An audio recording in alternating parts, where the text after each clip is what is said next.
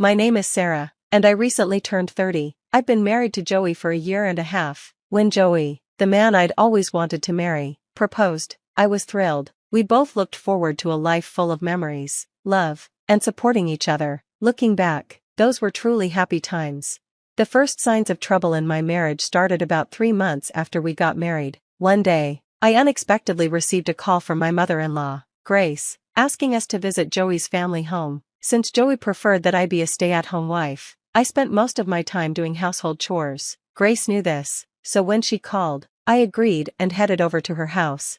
When I arrived, Grace was waiting at the door. I greeted her, but she didn't respond like usual. Instead, she said, "Come in quickly, there's a lot I need you to do today," and led me into the living room. Confused, I asked, "What do you need me to do?" She pointed to the kitchen sink with her chin and said, "It's full of breakfast and lunch dishes, go wash them." I was shocked and didn't know how to respond. Grace had always been friendly and kind whenever Joey and I visited before. I hesitated, but she snapped, "Why are you just standing there? Didn't you hear me? Wash the dishes." Startled by her sudden change in attitude, I quickly replied, "Okay," and went to the kitchen. My heart was pounding. I had never seen this side of Grace. Could this be harassment? The thought sent a chill through me. Not wanting to make her angrier, I washed and put away the dishes as quickly as possible. When I was done, I said, "Grace, I've finished the dishes." Without much reaction, she replied, "Good, now do the laundry, and after that, clean the house, including the stairs." Then, she laid down on the living room sofa and fell asleep. I stood there, completely lost. I didn't know where the cleaning supplies were or how she expected me to do the laundry in her house. Nervously, I asked, "Grace?" She snapped again, "I just told you what to do. You're my son's wife. Can't you handle this? Even my daughter, who's younger than you, does this perfectly."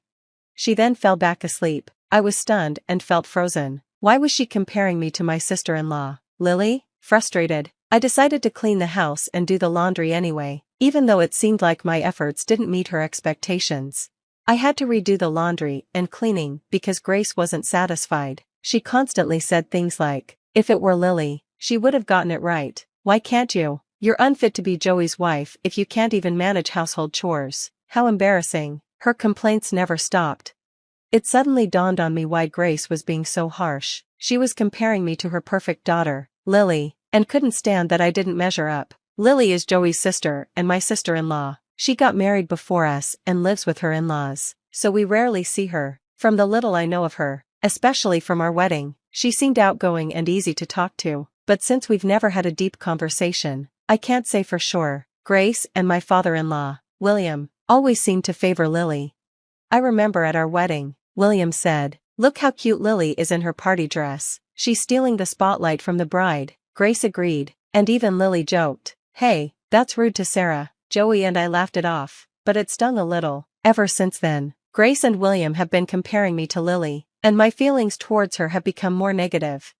3 months into our marriage, I talked to Joey about Grace's behavior. I told him, "I went to your parents' house today because Grace called me. I did the chores, but she kept comparing me to Lily and complained the whole time. Can you say something to her?" Joey replied, That doesn't sound like Mom, but okay, I'll talk to her." His tone bothered me, but I hoped he would handle it. Unfortunately, it only made things worse. Grace started calling me over even more, piling on chores and even making me do major shopping for her. At first, Joey would say, "All right, I'll tell Mom," but as time went on, he started saying, "Maybe you're just being too sensitive." Eventually, whenever I brought up Grace, he would sigh and say, "Look, maybe Mom's just trying to help you. Why not take it a bit more seriously?" Can you believe it? We had only been married for about a year, and Joey was already taking his mom's side over mine. I felt a wave of emptiness wash over me, filled with anger and sadness. I had moved past those feelings and reached a state of complete indifference. From then on, whenever I visited Joey's parents' house with him, Grace began ordering me around like it was expected. It seemed like she now thought Joey was on her side, so she didn't hesitate to assign all the household chores to me. Meanwhile, William, Grace, and Joey would sit in the living room enjoying tea.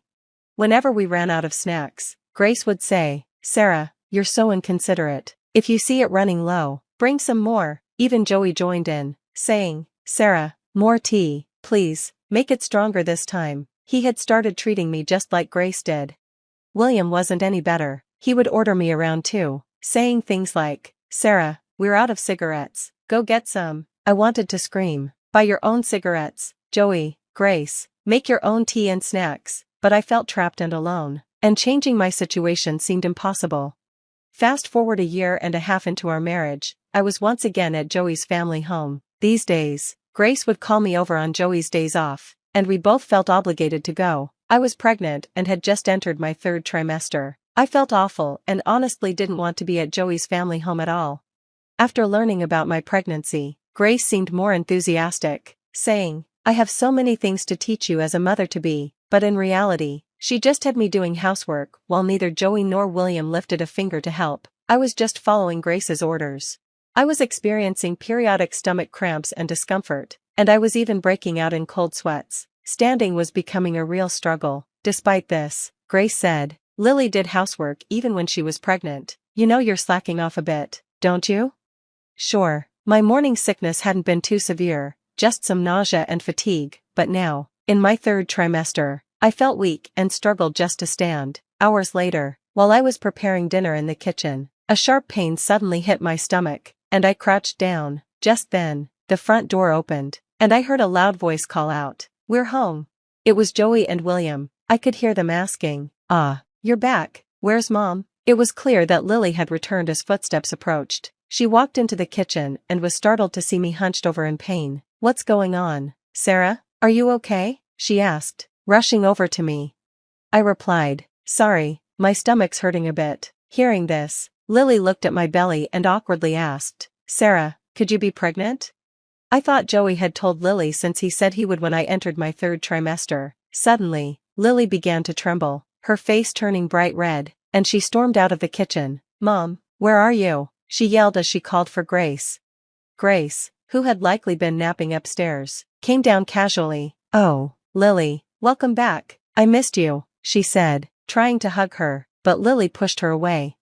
Confused, Grace asked, "What's wrong?" Lily responded coldly, "Why is Sarah cooking alone, Mom, especially when she's so visibly pregnant?" Grace suddenly realized that Lily wasn't on her side. Her face turned pale. "Well, Sarah insisted on doing it," she stammered. Lily shot back, "No way. Do you know how hard it is to be on your feet all day in the late stages of pregnancy? You've been pregnant. You should know," she yelled furiously.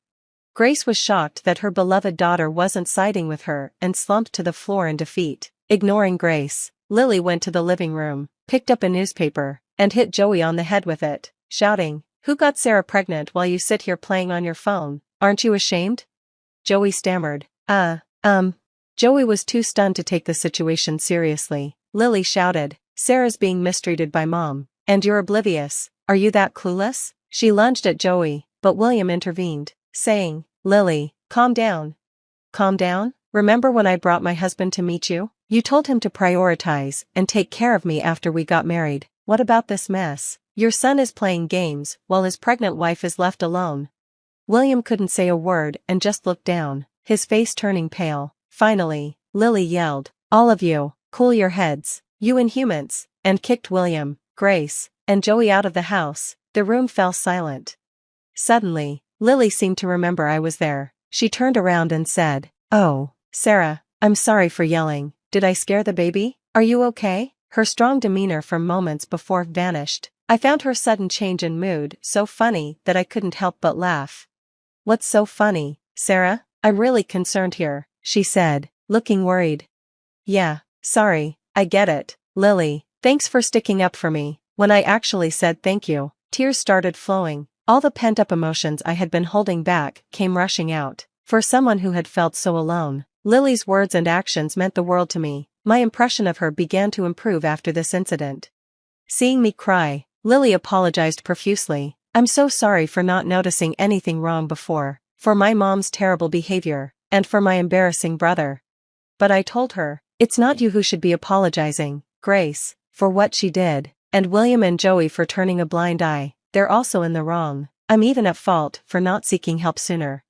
I assured Lily, "Don't worry, it's all good now," and we sat down to the dinner I had prepared. Afterward, Lily drove me home. A few hours later, a likely flustered Joey returned. He had completely changed his tune, saying, "Sarah, I'm really sorry about everything, it won't happen again." When I told Lily what had happened, she said, "That's good to hear, but if anything like this happens again, don't hesitate to divorce him." Grace and William later came to our home to formally apologize, saying, "We were wrong, we're really sorry." After that, there were no more calls to come to Joey's family home, and the harassment from Grace stopped. Joey also stopped suggesting we visit his family, allowing me to relax for the rest of my pregnancy. Thanks to Lily, we started staying in touch frequently. We even had casual phone calls, chatting about various things and feeling like real friends. Once things settled down after the baby was born, I planned to visit Joey's family again. When I told Lily, she said, "Let me know when you're going. We'll plan a family visit too."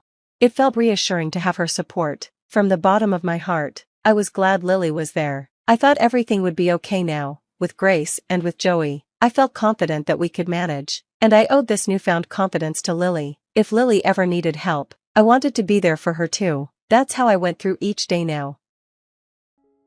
Samuel wearily placed his suitcase on the table and began to unbutton his jacket. He was relieved that the long, cold, and dreary December day was finally over. The doctor was already imagining how he would go home and get under a hot shower for about 20 minutes and then drink some hot tea with ginger and lemon for a long and leisurely time. "Oh, are you back already?" Carla greeted him in a syrupy voice. Over her blue medical uniform, she had thrown a thick long shawl, a necessity given the poor heating in the small district hospital. The doctor was wary. Carla was easy to work with, not only because she was local and knew all the doctors and patients well, but also because the nurse always had everything written down properly. And now, by the guilty expression and flattering tone of her voice, it was clear that Samuel was expecting not very pleasant news. "What else is on our plate today, Carla?" he asked, in as stern a voice as he could muster.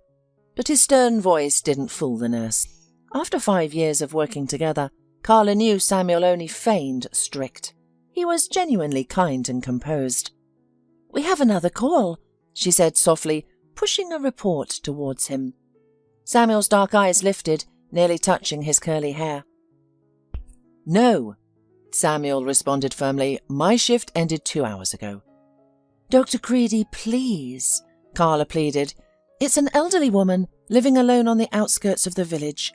Coincidentally, it's near your summer cottage. You could stop by there on your way home."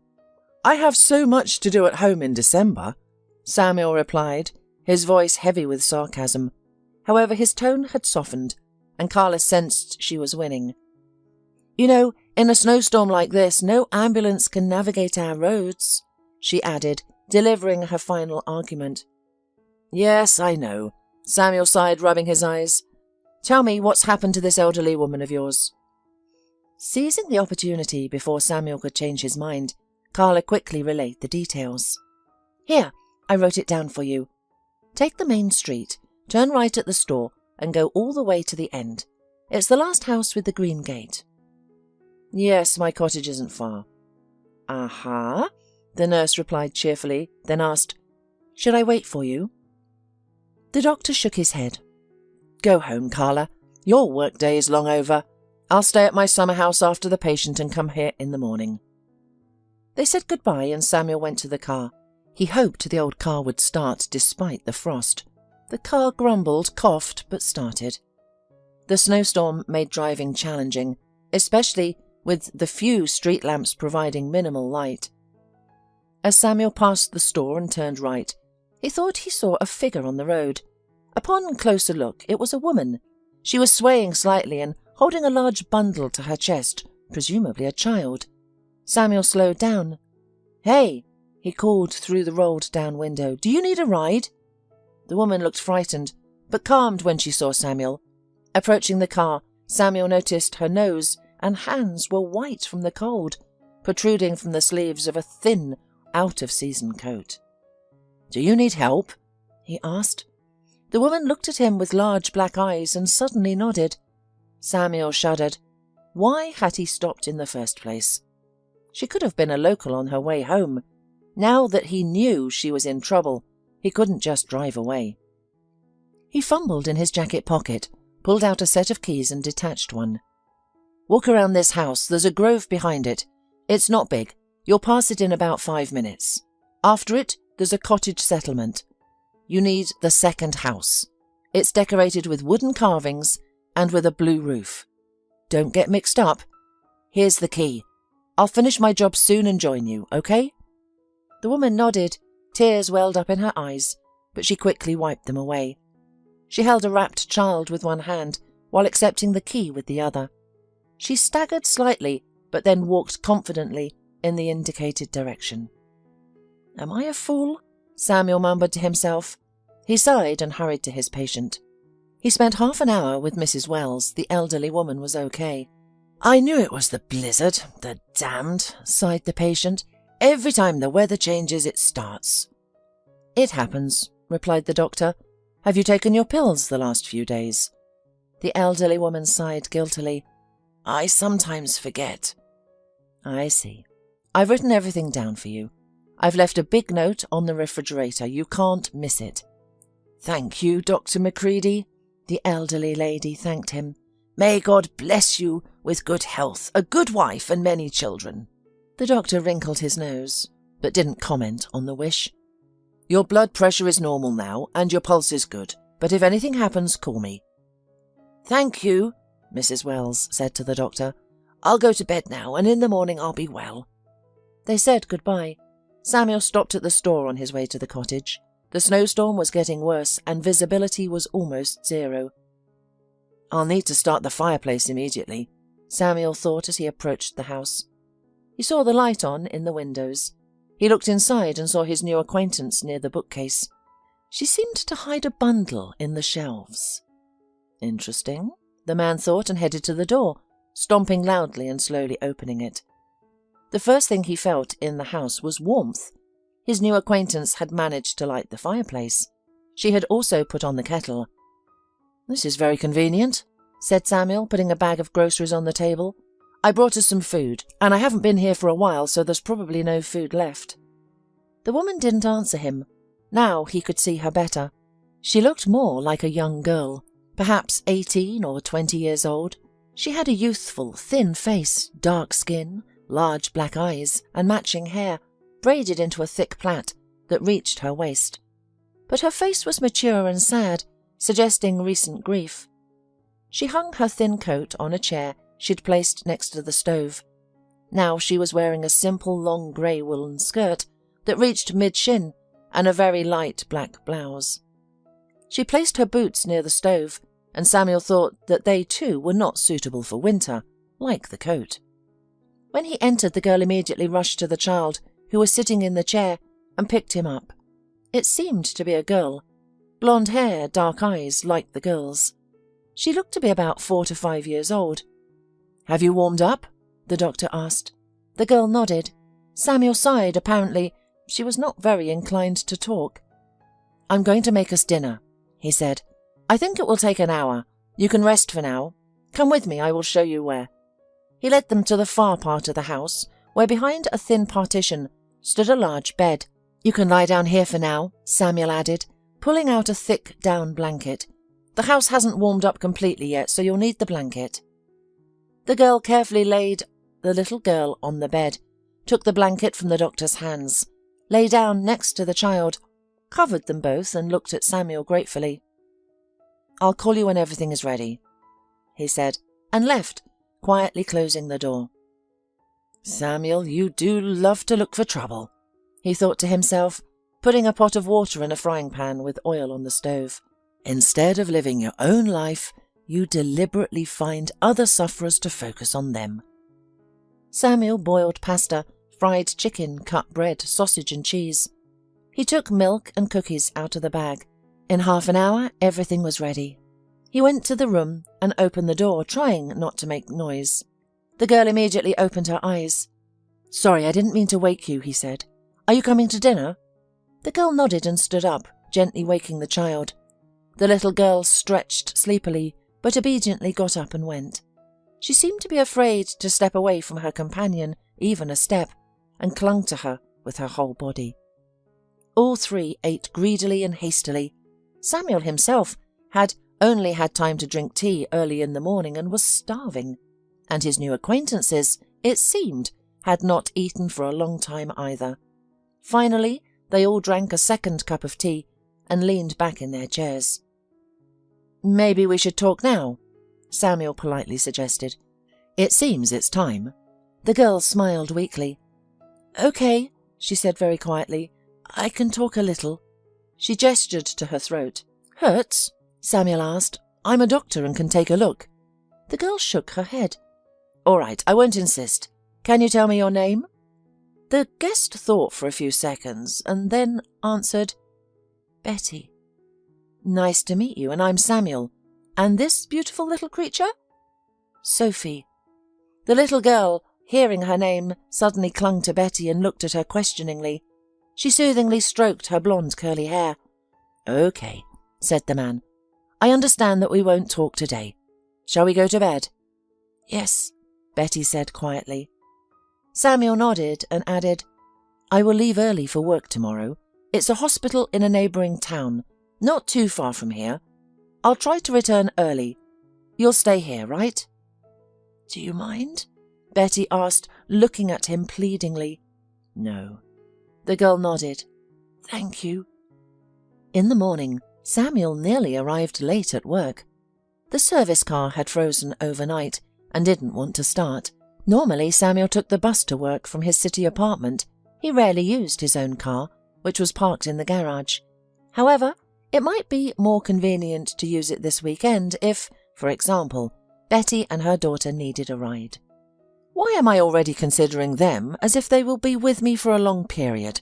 Perhaps I'll come home tonight and they'll be gone, as if everything is at the cottage," Samuel thought. At the clinic, Samuel saw that a small queue had formed in his office. He quickly changed and entered the office. "Hello, Dr. McCready," Carla greeted him cheerfully. "How did everything go yesterday?"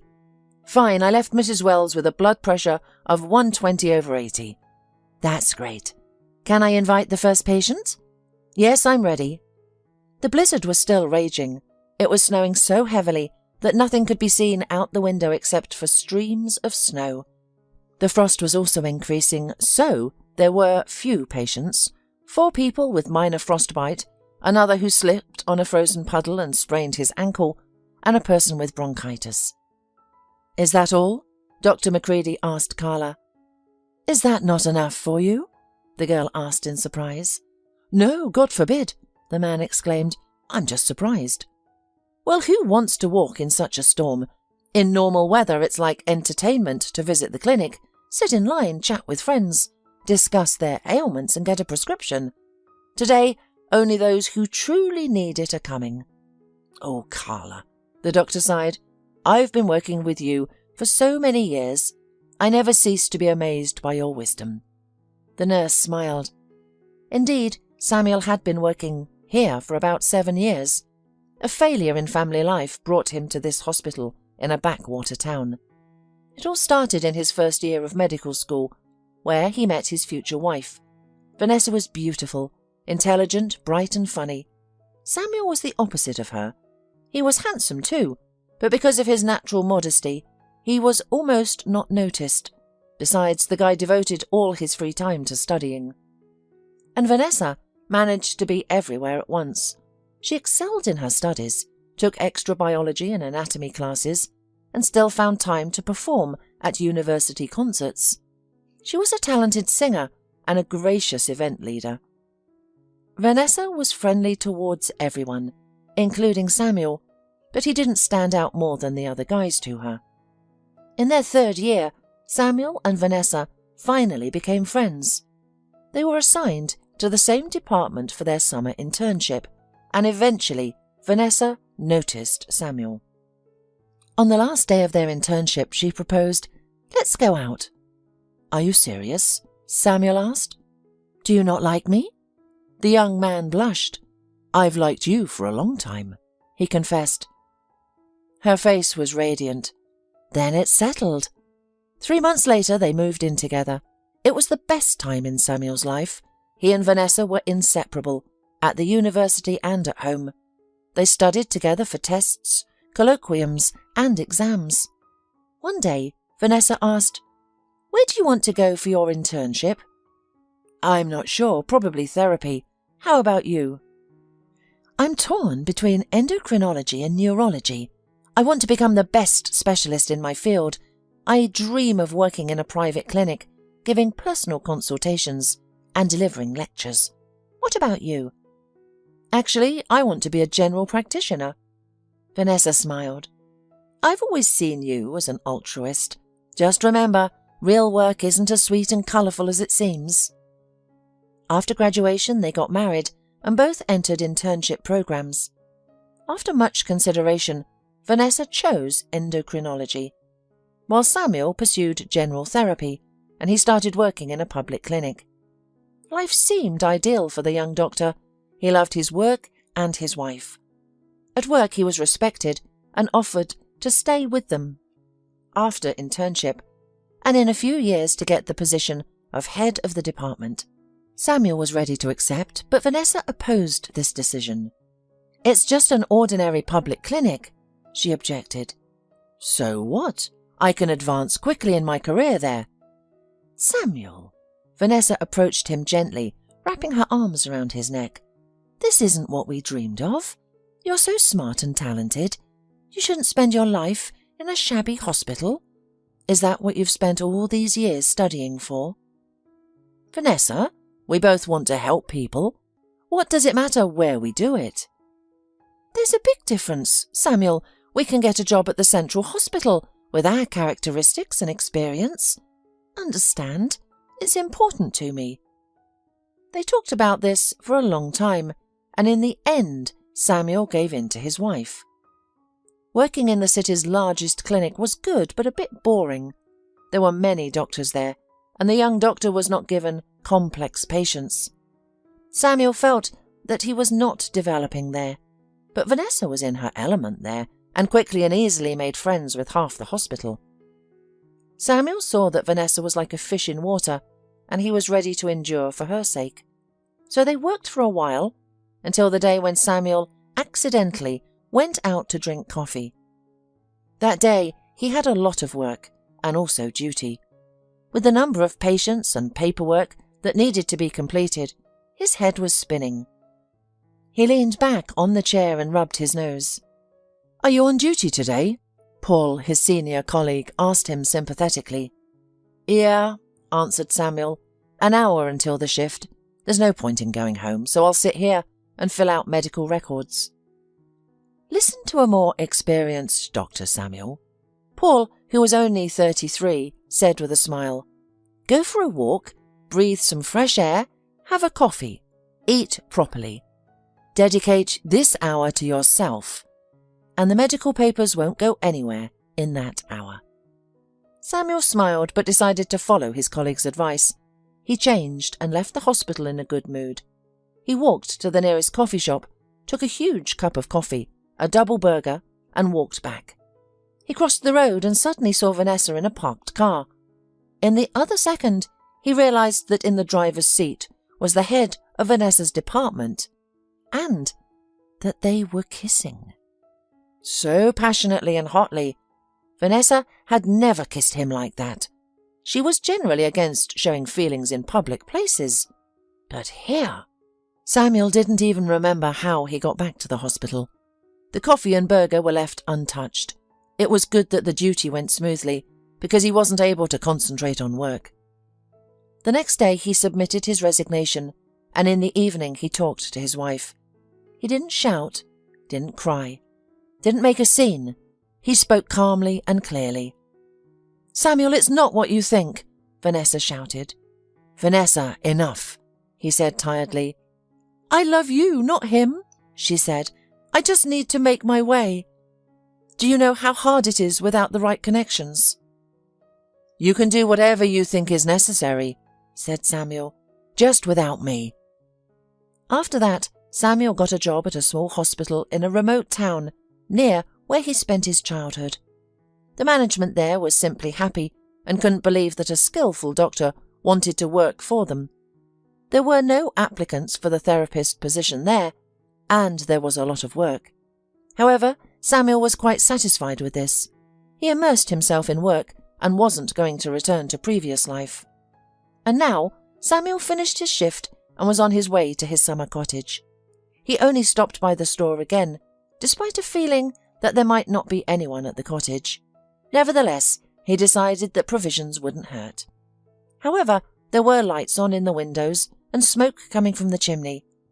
It had once been a house where Samuel lived with his parents and older brother during their childhood, but that was a long time ago. "I'm here," the man announced as he opened the door. Inside it was warm and clean. The floors were washed, the dust was wiped away, and there was a pleasant smell of food. "Hi," Betty said quietly and smiled shyly. Samuel noticed that she was wearing his old shirt and pants, which were much too big for her and hung loosely. Little Sophie was sitting on the floor by the fireplace, playing with a jar. She was wrapped in a huge towel. "I'm sorry," Betty said shyly, clutching the hem of the shirt. "I washed my clothes." "That's great, and I don't mind you using the clothes. They're all for the cottage anyway." The girl nodded, then gestured towards the table. "Dinner?" Samuel asked. "I'd love to. Just let me wash my hands."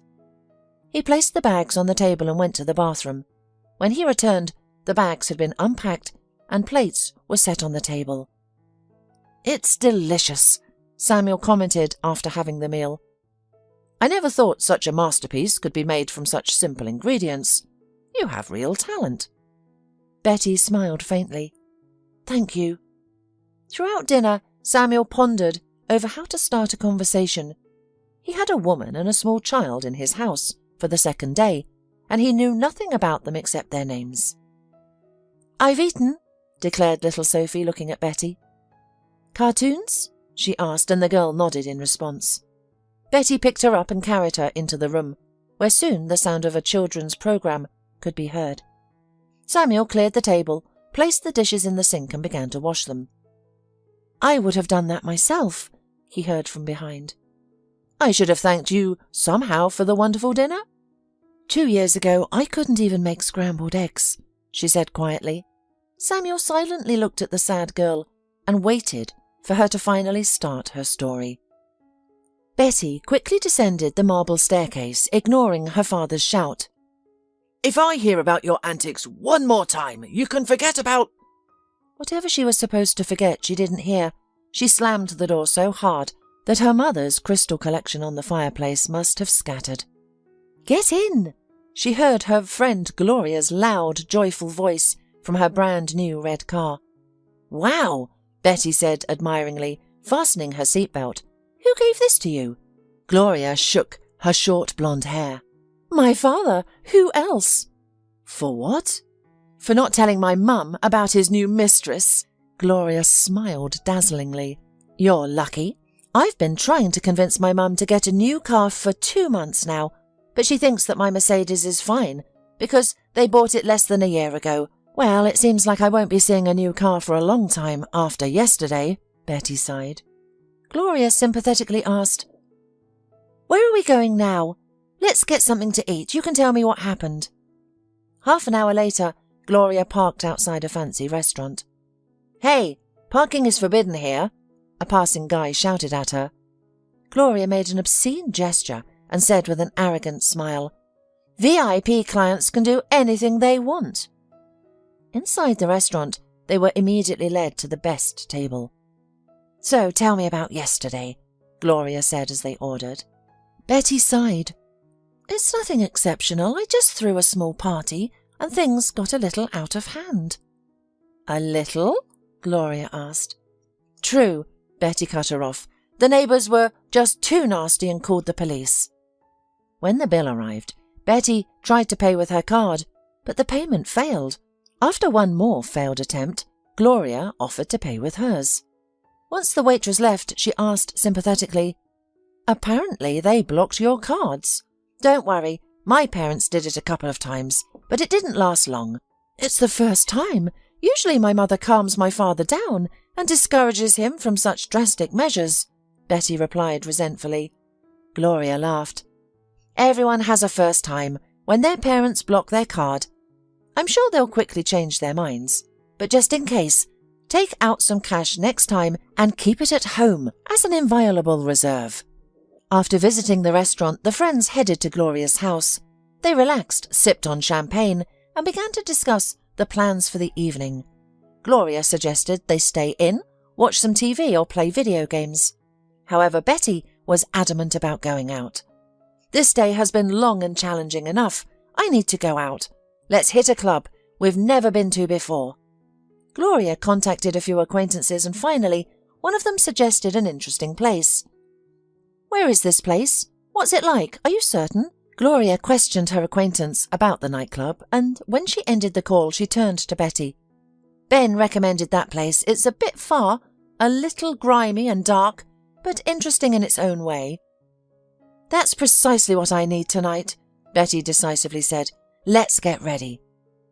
The club was in a semi-basement and was not easy to find. "Are you sure we are at the right place?" Betty asked. "This is the address Ben gave me. Look, there's a sign," Gloria responded, pointing towards the entrance. The club's interior was minimalistic, with dim neon lights. Initially, Gloria and Betty felt uncomfortable. Then Gloria recognized a couple of guys, and they joined their table. After a few cocktails, Betty loosened up and laughed at the guys' jokes. She received several calls from her parents, but chose to ignore them. When her attempts to use her blocked card failed, her frustration with her parents intensified. Eventually, she noticed her increasing dizziness and decided to step outside. The chilly evening air offered a refreshing contrast. Taking a few steps away from the club, she chose to take a brief walk. She had no plans to go far, just a lap around the club. She was about 10 meters from the club entrance, and she heard footsteps behind her.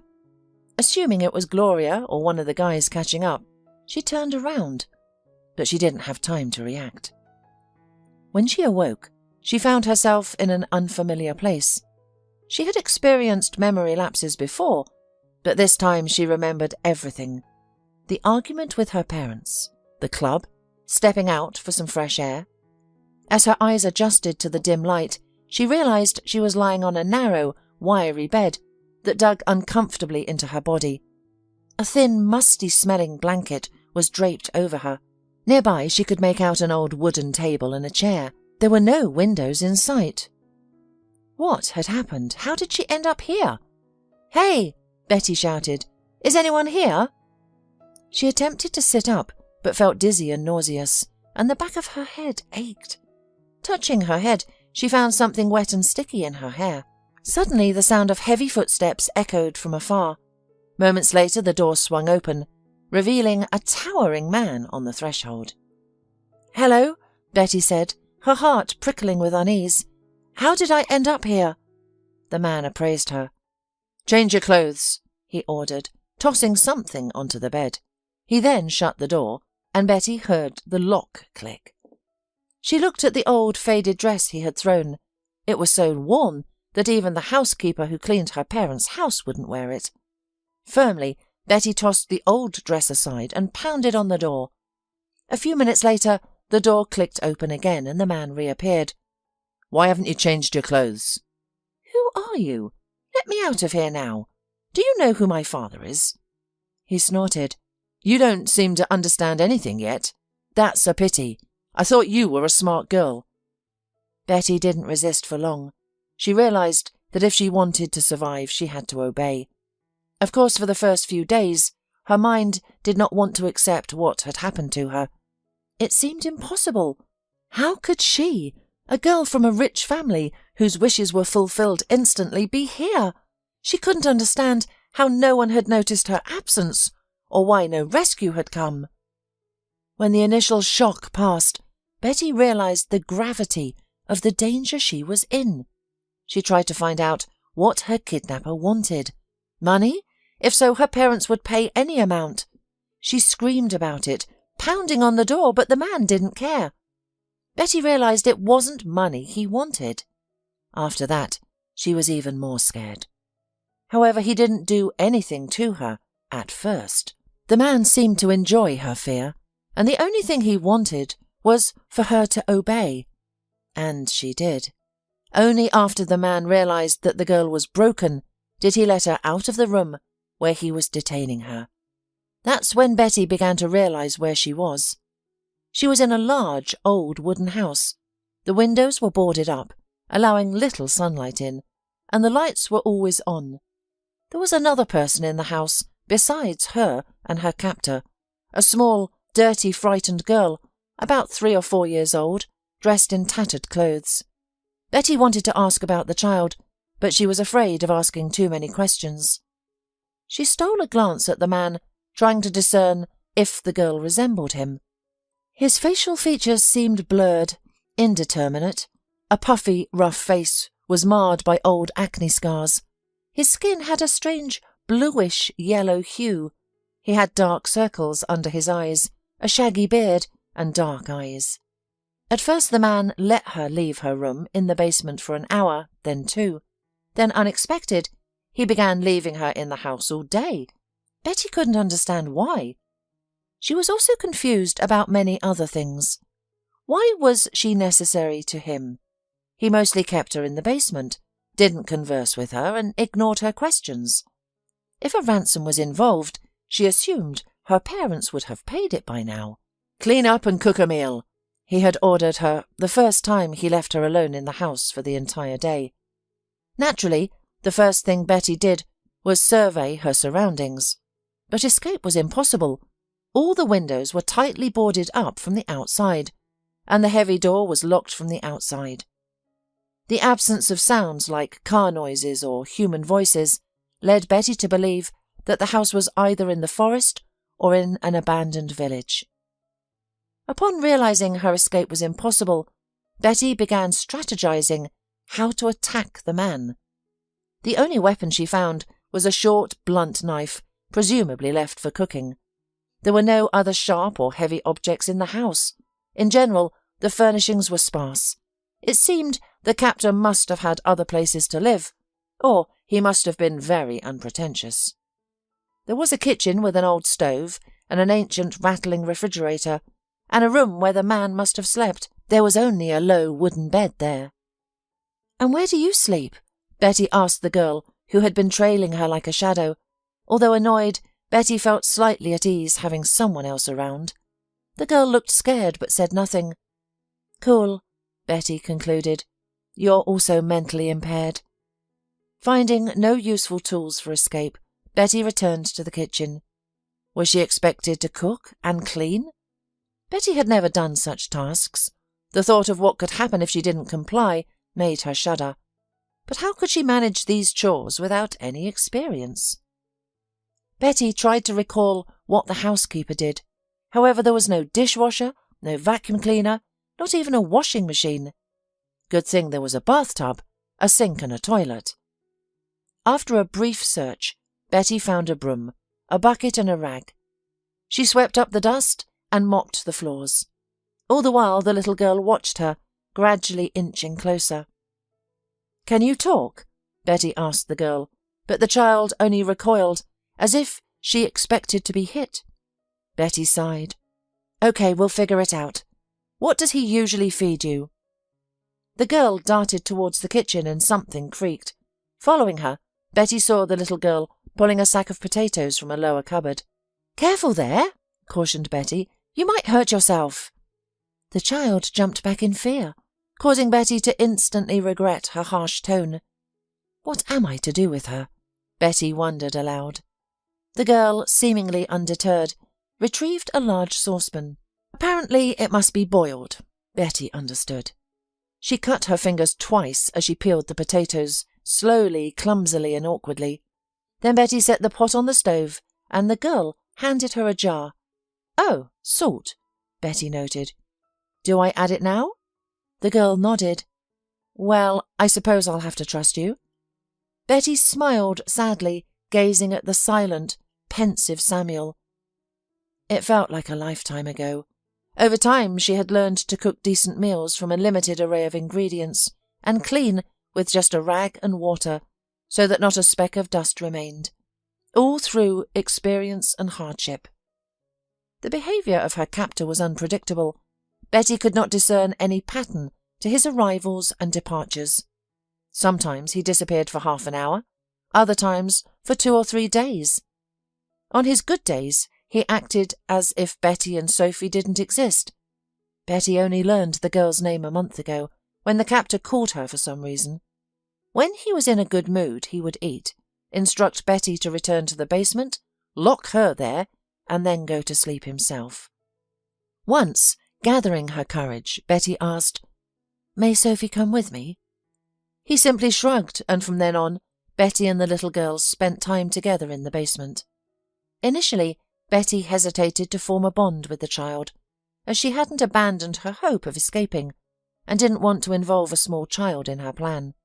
However, they became very close over time, and Betty conceded one day, "If I escape, I'll take you with me." Several months had passed by then, and Betty's confident when had morphed into an almost hopeless if. She had considered hundreds of escape plans, but hadn't found a feasible one yet. At times, Betty succumbed to despair, envisioning a lifetime spent in the dark old house with boarded-up windows. Sophie was the only thing that saved her. She constantly tried to think of entertaining things for Sophie. She recalled all the fairy tales she had heard from her nanny during her childhood and retold them all. She also recounted the plots of various computer games and movies. Eventually she began crafting her own stories. Most of these tales involved princesses trapped in castles or dungeons, guarded by fearsome trolls, who were eventually rescued by a brave king, or managed to escape. Sophie listened to these stories with rapt attention, her eyes glowing. During these storytelling sessions, Betty herself started to believe in their possible escape. She played hide-and-seek and other games with Sophie, despite the lack of hiding places. They even invented their own games. Over time, Sophie began to speak. Betty realized that Sophie was highly intelligent, her silence stemming likely from fear. Betty didn't want to even think about what the little girl had endured, or how she ended up in their current situation. Any time the topic came up, Sophie would withdraw into herself, and it would take a long time to bring her back out. There were also days when the man was in a bad mood, and it manifested in different ways. Sometimes he would go to his room and start talking to someone, sometimes loudly, sometimes quietly, sometimes pleadingly, almost crying, sometimes shouting and arguing. Betty would try to take Sophie and hide in the basement during these moments. The man usually didn't bother them there, but sometimes he would rampage through the house like a wild animal looking for them, and hearing his approaching footsteps, Betty's heart would pound like mad. She remembers how during one such episode he roughly grabbed her by the chin and stared intently and for a long time into her face, as if trying to find something in it. It was terrifying to look at him, red, mad eyes, face flushed with blood, hair dishevelled. "Not you!" he yelled furiously, pushing Betty away from him. Then he ran out of the basement, and Betty and Sophie listened for several more hours as he argued with someone unintelligibly and tossed furniture around. Such episodes did not happen frequently, once a month, but they were frightening and therefore unpredictable. For example, once he came down to the basement when the girls were already asleep. Betty heard his footsteps and the creaking of the unlocking door. She tensed with fear, but the man was moving carefully, as if he was afraid to scare them, and Betty decided to pretend that she was sleeping. The man came to their bed and suddenly, gently, almost imperceptibly, stroked Betty's head. He was whispering something, but it was impossible to make out a single word. Betty felt as if her wildly beating heart could be heard throughout the room, but she stubbornly pretended to be asleep.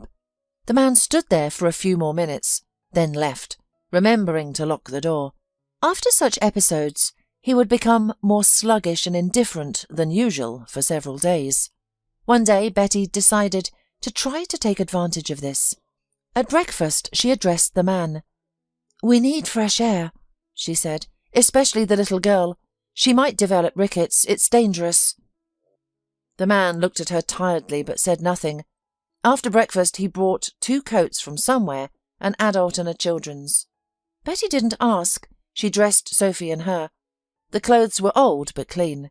"If any of you make a sound," said the man, His look was more eloquent than words. "We understand," Betty replied. Fear made her throat dry, but she was happy because they would go out into the sun for the first time in several months. The man unlocked the door and gestured for Betty to go ahead. She took Sophie by the hand and went, but at the exit, the man grabbed the little girl's hand and pulled her to him. "He figured out that I've attached myself to her, and I won't run away alone," Betty understood. However, she immediately realized the futility of such an idea. The house was surrounded by a high wooden fence, and the gate was locked. Suppose there was a way to find a suitable place and climb over the fence, even with Sophie in her arms. But where to go next? Betty listened. It was quiet. No cars, no people, no barking dogs, no crowing roosters, no mooing cows. In several places beyond the fence, trees were visible. Betty decided to remember this just in case. "No one lives around here," the man suddenly said. "Just us." Betty looked back. He was watching her so attentively and intently, as if he could read all her thoughts. It made her uncomfortable. "Even if you scream at the top of your lungs, right now no one will hear you. The nearest populated area is 10 kilometers away," the man continued. "Is that so? So he must have a car to get there," Betty thought. "But where is it?" She pretended not to be interested in this. Instead, Betty smiled at Sophie and said in a slightly trembling voice, "Let's gather some beautiful leaves, and at home I'll show you how to make a herbarium." The man hesitated, but let go of the girl's hand, who joyfully gathered a bunch of leaves, apparently from a tree that grew on the other side of the fence. Betty slowly followed her, trying not to betray that she was trying to look around. The plot was small, and it seemed she understood where the car was. There was a small old garage on the plot, and its gates were also locked with a padlock. Then another thought came to Betty. A phone! The man must have one. She never heard him make a call from home. Does he leave it in the car or put it on mute? I need to try to figure this out. And where does he keep all the keys? In his clothes? If he ever forgot to lock the basement door, I could try to get the keys and run away with Sophie. But what would he do to us if he woke up at that moment? Betty was even afraid to think about it. Sophie came up to her, handed a handful of leaves. Betty smiled. "That's enough for today," the man shouted. "Let's go home." Betty felt like a dog that the owner had taken out for a walk to do its business, and now he was calling her back. Clenching her teeth, she gently took Sophie by the hand and led her to the house. Betty stopped her story and pointed to her throat, which was very sore from talking. "I can take a look at your throat," said Samuel. Betty shook her head as if frightened of something. "Okay, I'll go to town tomorrow, get a couple of medicines to make it easier." "Thank you for not asking me to tell everything at once and for your help." Samuel shrugged. "Anybody would have done the same in my place." "Not everyone," Betty said quietly. The Saturday morning bus to the town was almost empty. Except for the doctor, there were a couple of elderly women in it. All the way, Samuel tried to figure out what was happening to him, why he suddenly became a caring nanny for two unknown girls. In the city, the first thing he did was visit his apartment. Of course, everything was covered in dust, flowers wilted, milk in the refrigerator had soured. Samuel packed some of his own things because he decided to live at the cottage for some time. After home, Samuel went to the supermarket, and having bought several bags of things there, he finally went to the cottage. It was nice to see the familiar smoke from the chimney. When Samuel entered the house, little Sophie jumped to him and hugged his legs. "Hello," Samuel said affectionately. "Did you miss me?" The little girl raised her head, looked at him with big serious eyes and nodded. "She was afraid you wouldn't come," said Betty. She stood by the stove and stirred something in a pot. "Sorry for being late," said Samuel. "Had many errands." He put the bags on the table and started unpacking them. "This is for you." He handed one of the bags to Betty. "You can check it in the room with Sophie." Betty looked inside and raised her eyebrows in surprise. "Clothes?" "Yes, I hope I guessed the sizes. Also, there are throat lozenges." Betty took Sophie and led her into the room. When Samuel put all the groceries away, they returned in new outfits. "Thank you," said Betty. "Thank you," Sophie beamed, came up to him and hugged him again. The girls didn't say anything else, so Samuel nodded and asked, "Let's have dinner then." After dinner, Betty washed the dishes, and Samuel stole glances at her, wondering in astonishment. Could her story really be true? She is so skillful and easygoing as she cleans the table and washes dishes, and she doesn't look unhappy or upset. There is nothing about her as a spoiled rich girl. The medicine that Samuel brought helped. Betty was already finding it easier to speak. After a few days, she could talk for longer. Their life somehow quietly settled down. Perhaps it was her psyche that worked this way, not letting too strong emotions out. But Betty seemed to calmly blend into this new life. In the morning she got up early, out of habit, formed over a year, prepared breakfast, even though Samuel told her every day that it was not necessary, that he could take care of himself. But Betty couldn't stop doing it. Maybe it had really become some kind of reflex for her. Breakfast meant safety, absence of punishment, or maybe she just wanted to thank the person who saved them. Then the doctor left for work. Betty cleaned up the table and sat down to read a book. After a couple of hours, Sophie woke up. Betty washed her, fed her, and then they did something together. They read books, watched cartoons, prepared lunch, cleaned the house. In the evening, Samuel returned. Almost every day, he brought them something: food, toys, books. "Don't spend too much," Betty once asked him. "We have everything we need." "Don't worry, I have money. I don't have anyone else to spend it on, and Sophie is happy." That was the truth. The little girl looked at the candy, yogurt, ordinary doll with amazement and delight. Betty understood how all this was wonderful for Sophie. The girl probably saw only pancakes and some kind of cookie in her life. That's all that Betty could come up with, from milk, flour, eggs and sugar. Now Betty herself was happy, looking at ordinary products: sausage, cheese, cereals, apples. And she was surprised, realizing that just over a year ago, she wouldn't have even looked at any of these products. How everything has changed. Then one evening, Betty continued her story. The months passed, and Betty had less and less hope of escaping. Periodically, she would fall into a strange state of desperation and not notice what was happening around her. And only the little girl made her come to her senses. Betty was distracted while playing with her or telling her something, but then fell back into indifference. Why should I live? Why is to fight if there is no hope of escape? And what if no one has been looking for me for a long time? What if my parents decided that it's just another of my antics and I ran away of my own free will? The only entertainment for Betty and Sophie were walks in the fresh air, but the man took them out not every day and at different times. Sometimes he wouldn't let them out of the house for weeks, and sometimes they went out every morning for a whole week, but only for 15 minutes at most.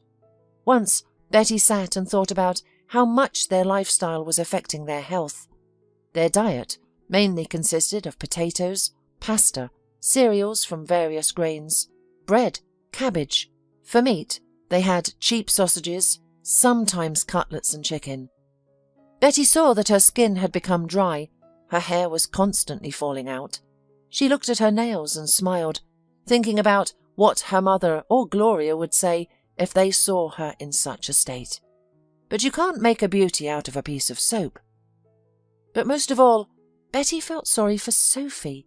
She's just a child. She probably thinks that the world consists of an old dark cage and a few meters of grass to the fence. Her body was just forming.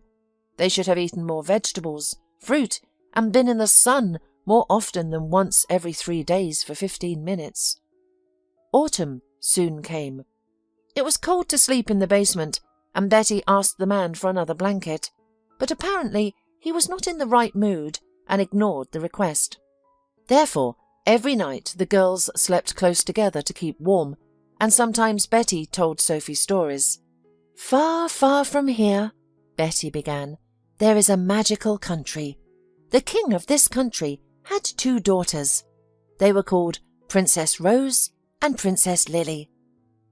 "Were they beautiful?" Sophie interrupted. "Very," said Betty, stroking the girl's head. The sisters loved each other very much and were pleased in the palace. They walked in the beautiful garden, ate sweet, tasty fruits, swung on swings and rode unicorns. But one day a wicked giant saw the girls. He waited until the king and the royal guards were distracted and stole the girls. And he took them to his cave. There he hid the sisters. "Why did he do this?" Sophie suddenly asked. "I wish I knew myself," thought Betty. Aloud, she said, "The giant wanted the girls to entertain him with their songs and dances. He locked them in a damp dungeon, fed them terribly, and made them work a lot. The giant thought that the princesses would soon forget who they really were and stay with him forever. But the girls remembered their father, the castle, the magic garden, and really wanted to return home. One day, when the giant was asleep, they sneaked up to him and stole the keys." At that moment, Sophie gave a joyful gasp, and Betty's heart clenched. She had told plenty of versions of this fairy tale, but Sophie was delighted every time, as if it were the first. "The girls opened the doors and ran out of the cave," Betty continued. "The giant woke up, noticed that the captives were gone, and started the chase. He chased the princesses for 3 days and nights. The girls ran across the field, climbed over the mountain, and the giant followed. They went through the dark, gloomy forest, but he did not lag. And when the girls were already exhausted, the royal palace appeared in front of them.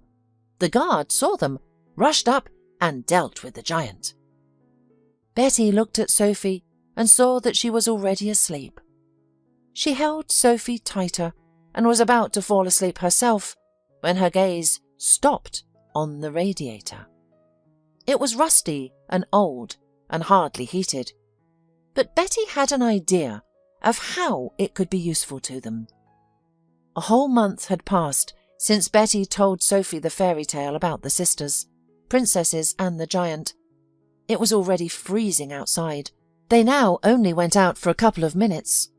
The man did not provide winter clothes, and it was freezing in the autumn ones. He did eventually give them a second blanket. It got a bit better. But the best thing was that Betty finally had a plan of escape. She had been sitting here for over a year, and all this time she could not think of anything. And here, just one thought popped into her head, and from it, ideas started lining up one after the other like a chain. The main thing was that their overseer did not suspect anything ahead of time. So Betty behaved just perfectly. She cleaned meticulously, cooked the best she could think of from the products they had. The bad thing was that now the man did not leave them as often and for a long time as in the summer. But the good thing was that his departures became regular. He was home for 2 days, then he left, returning only in the afternoon or the following day. Probably got a new job, Betty thought. He is unlikely to work somewhere permanently and in a good position, most likely a security guard of some warehouse. Now everything could be planned properly.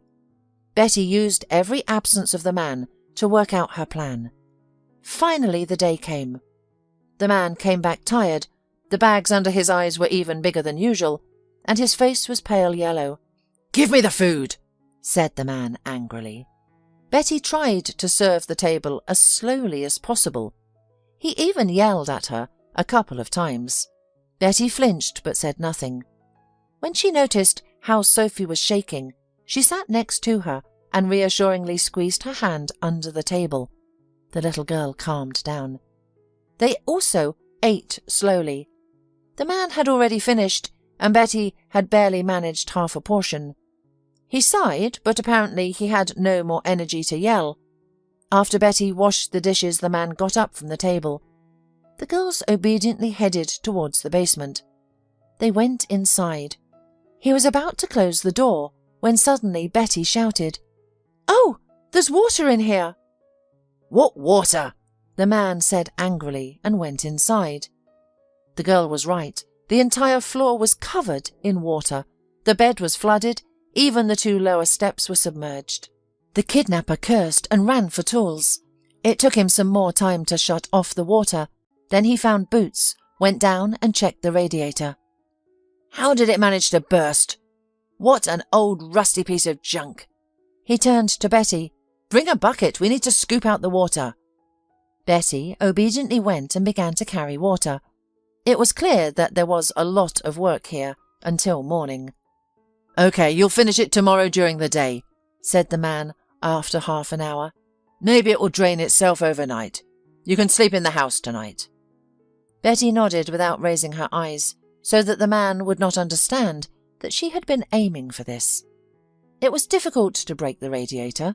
Fortunately, it was indeed old and rusted, and after a long search, Betty found a weak spot. The blanket and pillow had not had time to get wet. Betty took them and laid them on a small mattress, which Sophie had been sleeping on before. There was little space, the mattress was thin, but comfort was of little concern to Betty today. She turned around, hugged Sophie to herself. Sleep, said Betty. The girl buried her face in her side and obediently closed her eyes. Betty was sure that the man would be checking if they were asleep. So it happened. After half an hour, he looked into the room. Betty breathed calmly and evenly, like Sophie, although she was sure that the little one was also not sleeping. The man went back to his room. For some more time it was audible, as he was muttering something, walking from corner to corner. Then the squeak of the bed was heard and everything fell silent. Just to be certain, Betty waited another hour. Carefully got up. Sophie immediately opened her eyes and looked at her. Betty put her finger to her lips. The girl nodded. What a smart girl you are, thought Betty. She carefully left the room. Good that a light bulb was on in the corridor, very dim but enough for her. First of all, Betty took their clothes with Sophie. If something doesn't go according to plan and they have to run away without warm clothes, it will have sorrowful consequences for them in December. Betty dressed first, then took care of Sophie. The girl was silent. Aren't you afraid? Betty quietly asked her. I'm not afraid of anything with you, answered the girl. Betty nodded, feeling how tears almost welled up in her eyes. I have to make it. I simply cannot let Sophie down. She left the girl at the front door and quietly slipped into the man's room. The light from the hallway bulb barely penetrated here.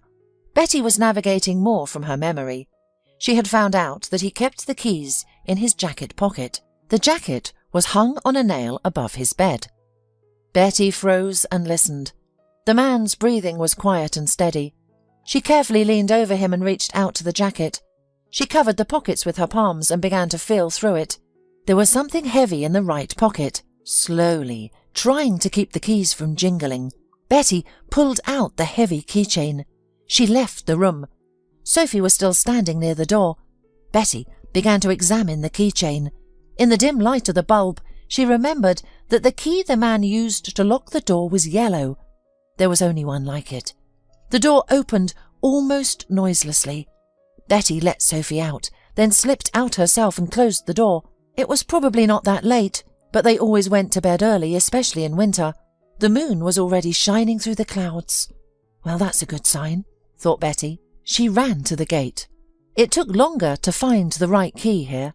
Betty swung the gates open and rushed to the garage. It seemed she had to fiddle with the third lock the longest. Finally, the garage was also open. There we go, said Betty. She grabbed Sophie, put her in the front seat and buckled her up. She was about to get in behind the girl when someone grabbed her by the hair and yanked her back. Betty screamed. Vile wretch! The man yelled. Do you want to run away from me again? Again? Betty thought in surprise. The man was dragging her back, tightly gripping her throat with his fingers. Betty fought back as best she could, but their strength was not comparable. She could hear Sophie crying in the car and realized with horror that if she didn't do something now, they wouldn't get a second chance. The man dragged her into the house and pushed her towards the basement. You're sleeping there tonight, he yelled. If you freeze and catch pneumonia, that's your problem." The man loosened his grip for just a second, but it was enough for Betty. With all her might, she hit him over the head with a tool, not even realizing where she got the strength. The man slumped to the floor, and a trickle of blood ran down his forehead. He didn't pass out, and Betty realized that she only had a few seconds. She ran out of the house and slammed the door. With trembling hands, she pulled the keys out of her coat pocket and locked the door from the outside. It occurred to her that he might have hidden a spare set of keys in the house for such occasions, but she still bought a little more time. She ran to the garage, jumped into the front seat, and hugged the sobbing Sophie. "Shh, my sunshine," she croaked, only now realizing how tightly the man had been squeezing her throat. Betty had no more strength to speak, and she focused on the car. She managed to start it and drove out of the garage. She hadn't driven for over a year, but now her hands seemed to remember what to do on their own. Beyond the gates, she finally saw other houses. It seemed the man hadn't lied to them. There were no lights anywhere, making the village seem dead. There was only one road leading out of the village, and that's the way they drove. Betty was afraid to drive fast, but she wanted to get away from there as soon as possible. The road was dirt, completely covered with snow, and the car kept bouncing on invisible bumps. The snowstorm was getting stronger, and Betty was afraid that she could crash or run off the road. "Well, no," she said aloud, addressing either Sophie or herself. "We're not going to die that stupidly." The road was absolutely empty, not a single car or sign. At some point, they drove onto a highway. There, the occasional lights of other cars started to flicker. Betty breathed a sigh of relief. "We've escaped! Now we need to try to get to the city, but which one?" She didn't know where or how far from the club she was taken. Maybe she was thousands of kilometers away from home. All of a sudden, something under the hood went haywire, and the car stopped. Betty tried several times to start it, to no avail. Annoyingly, no one was driving on the highway at that moment. Where did they all go when we needed them so badly? Where did they all go when we needed them so badly? Betty sighed. She got out and looked around. In the distance behind, the forest, lights were visible. It seemed like there was some settlement. There were no other options. Betty pulled Sophie out of the car, picked her up and went straight through the forest. She herself didn't know how long they walked. At first it was cold, and then their hands and feet stopped feeling. Several times the girl wanted to give up. She imagined how she would lie down in this soft, warm, fluffy snow and be covered with its white down comforter. But she stubbornly moved her legs and didn't even notice at what point they came out of the forest onto the street. And then a car stopped near them. And you already know the rest. Betty finished with a sad smile. Samuel looked at her with a mixture of horror and admiration. "Poor girls," he finally said. "What you've been through." He couldn't say anything for a long time, imagining himself in their place. Probably he would have given up long ago, if he was locked in a basement, or if he was caught during the escape, or if he was trudging through the forest. But they didn't. "Betty," Samuel said, "why haven't you asked me to contact your parents yet? They don't know you're alive." The girl smiled sadly. "It's not that simple, Samuel. I'm not sure if they want to see me." "What are you talking about? They're your parents." She sadly looked at him with her big black eyes. "We had a difficult relationship. I understand it's hard for you to believe this now, but I grew up in a very wealthy family.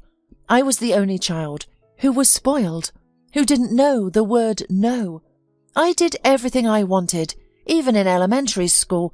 I could swear at the teachers, do nasty things to classmates. I stole my dad's car at 13, crashed it.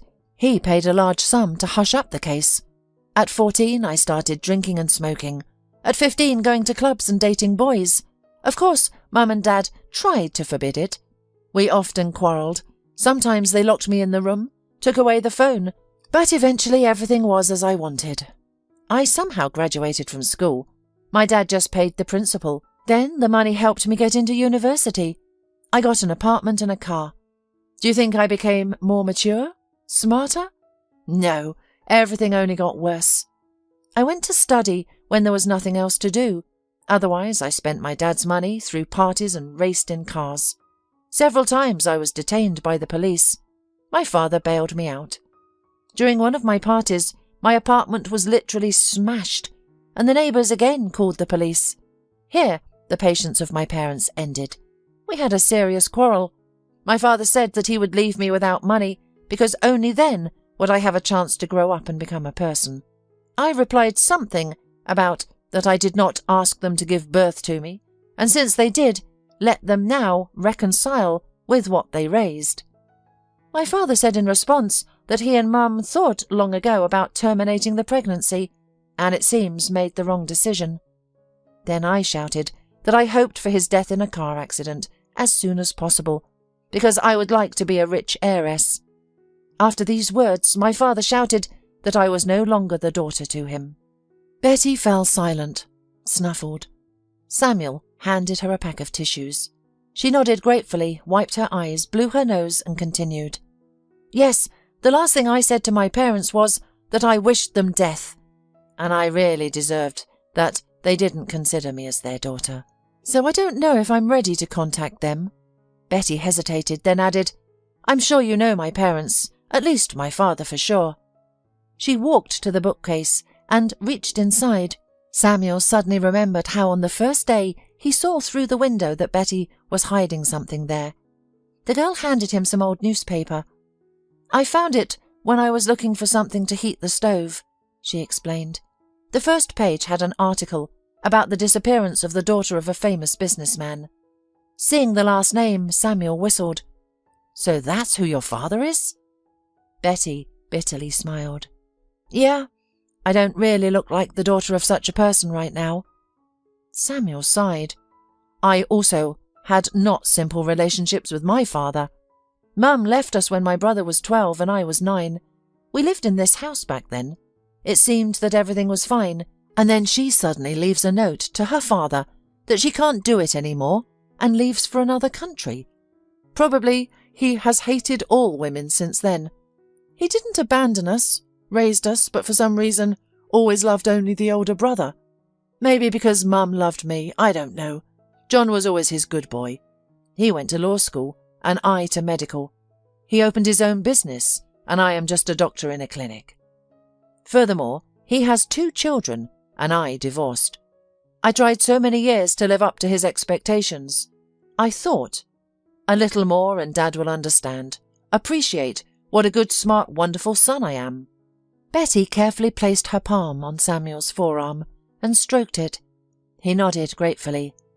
We rarely talk to him and hardly see each other, but I have a great relationship with my brother and his family. I don't know what to advise you about parents. Probably only that you can try to reach them out. At least you will not suffer from uncertainty and put an end to it. I'll think about it, and since we have a night of revelations, can I ask you something personal? Samuel smiled. Of course, ask. Why are you fussing with us? Don't think I'm not truly grateful to you. It's just fate that we met you with Sophie, but we are completely strangers to you.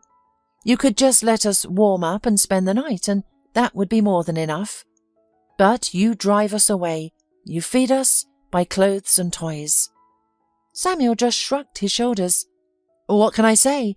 Probably it is just my essence. Helping others has always been in my blood, so I became a doctor. This is what I cannot change in myself. Thank you. You are an excellent person. I wanted to ask something else, Samuel said thoughtfully. Why don't you go to the police? Betty sighed, hesitated a little, but answered, Because of Sophie. I don't know who she is and where she came from. My worst assumption is that she is the kidnapper's daughter. She didn't tell you this? She either doesn't remember or doesn't want to talk. I'm afraid they'll take her away from me, send her to an orphanage. How will she be there without me? Besides, I don't know where the kidnapper is now. Do you think he could get out of the house? For sure. He could hide another set of keys at home.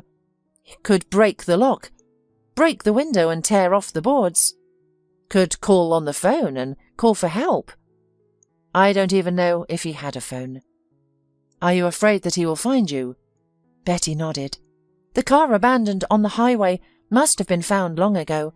Then he knows where it was left and can guess where to look for us. Maybe someone picked you up on the road and took you to the city, or you've already gone to the police. How can he know for sure? There are many options. I'm sure he won't poke around here. In any case, you can live with me for as long as you want. And I, if you don't mind, will consult my brother. He is a lawyer. The girl nodded, and the next day Samuel visited his brother. John, I need your help. Tell me, what happened to you? That's the point, it's not about me. Samuel was talking for a long time. John listened with increasing surprise, did not interrupt, only occasionally asked clarifying questions. Well, you have really heated things up, he said admiringly when Samuel finished the story. So we think he's a quiet one, sits in the remote hospital, works as a rural doctor, and he's here saving girls. Samuel sighed. I'm not saving anyone, just trying to help, so let's get to the point. John immediately straightened up, became collected and serious. Of course, I will bring the right people, but I think everything can be arranged. He will put Betty and the girl in some rehabilitation centre. They will not need to be separated there. Or do you want them to live with you? Yes. Interesting. Okay, we'll think of something. As for the kidnapper, it's a pity, of course. She didn't go to the police immediately. I think they would have caught him right away. But now it's like looking for a needle in a haystack. And I have a better idea. Let's go to your place. I'll meet your girls in person and we'll talk and decide how to proceed. Betty decided to bake a pie, found a huge jar of apricot jam in the fridge, and thought it would be good to use it. She was in a great mood. Sophie was watching some cartoon in the room. I'm making a pie, Betty told her. Do you want to join me? The girl shook her head negatively, not taking her eyes off the screen. Betty smiled and closed the door. Before, Sophie wouldn't have left her inside, but now she was no longer afraid to stay alone in the room. Betty returned to the kitchen and began to knead the dough. She was waiting for Samuel to return and preparing to call her parents and, of course, to report to the police. Now she was ready to survive a meeting with her father and mother. Even if they said they didn't want to see her any more, let it be. But the thought of parting with Sophie, the mere thought of the girl being taken away from her, made Betty feel bad. But she understood that it was inevitable. After all, they couldn't live forever in the cottage at Samuel's expense. No matter how kind he was, there is a limit to everything. The front door, behind, creaked. Betty smiled and wanted to say something, but suddenly she was grabbed by the neck. You thought I wouldn't find you? A familiar voice said. Betty went cold.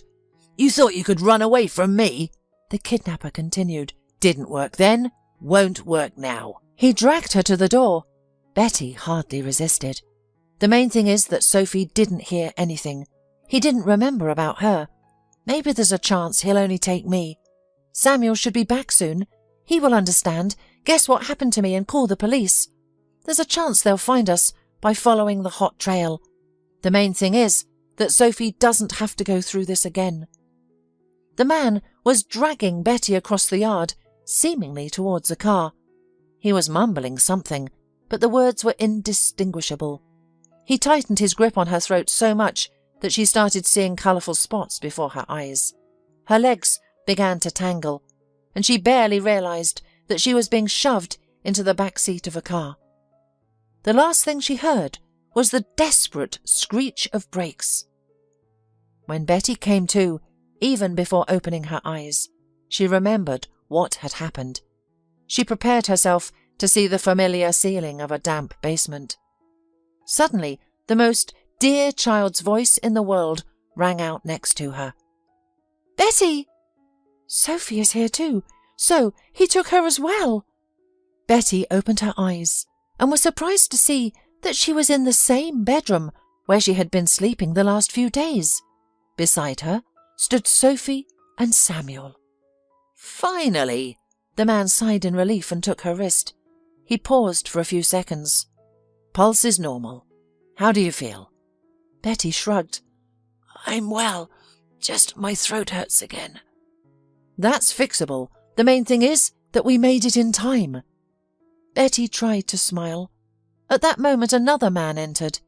He looked very much like Samuel, only he looked a bit older and was broader in the shoulders. "Ah, our brave princess has woken up," he said joyfully. "I told you everything would be fine." The last sentence was directed at Sophie, who was smiling happily. "What happened? Where is he?" asked Betty, and sat up sharply on the bed.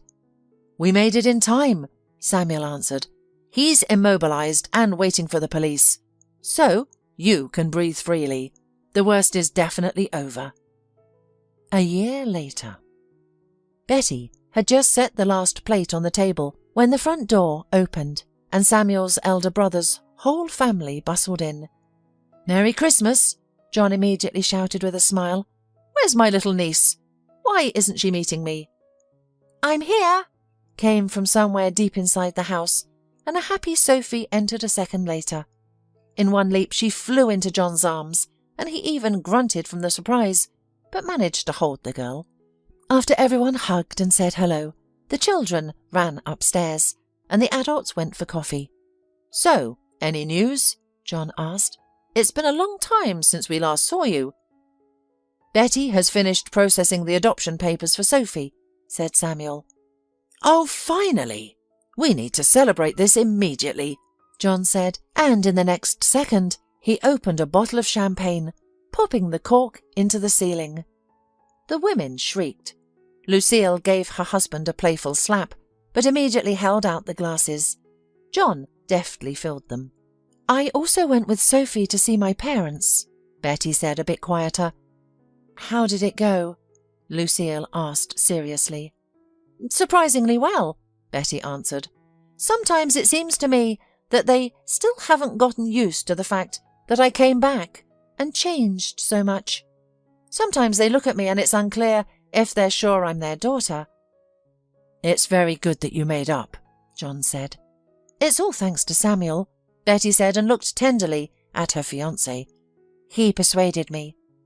Samuel blushed slightly and shrugged. In any case, it was worth trying. Sophie should have grandparents. "And what about him?" Lucille asked. Betty smiled maliciously. "We were promised that he will never be free." "Oh, well, we definitely need to drink to that, and then to move on to some lighter topic," John said. "Well then, I want to say a toast," said Samuel and turned to Betty. "I could say that the last few years have been difficult for me, but knowing what you've been through, I can't say that. Yes, they certainly weren't happy. I felt like I was existing on autopilot, until one moment I met you and Sophie. From that very moment I came alive. I don't know whether it was fate that brought us together, or something else. All I can say is, right now, I'm happy, and I want to be with you always." Betty wiped away a tear and raised her glass. She would have liked to say something, but because of the excitement and the joy that overwhelmed her, she couldn't. "Oh, guys," John said, "even me, an old man, you brought to tears. What can I say? Merry Christmas, and happy years together." It is very difficult for a successful and beautiful girl to find a worthy life partner. The question is especially complicated if the girl, in addition to her own merits, is the sole heiress of a huge capital. It almost seems like an impossible mission.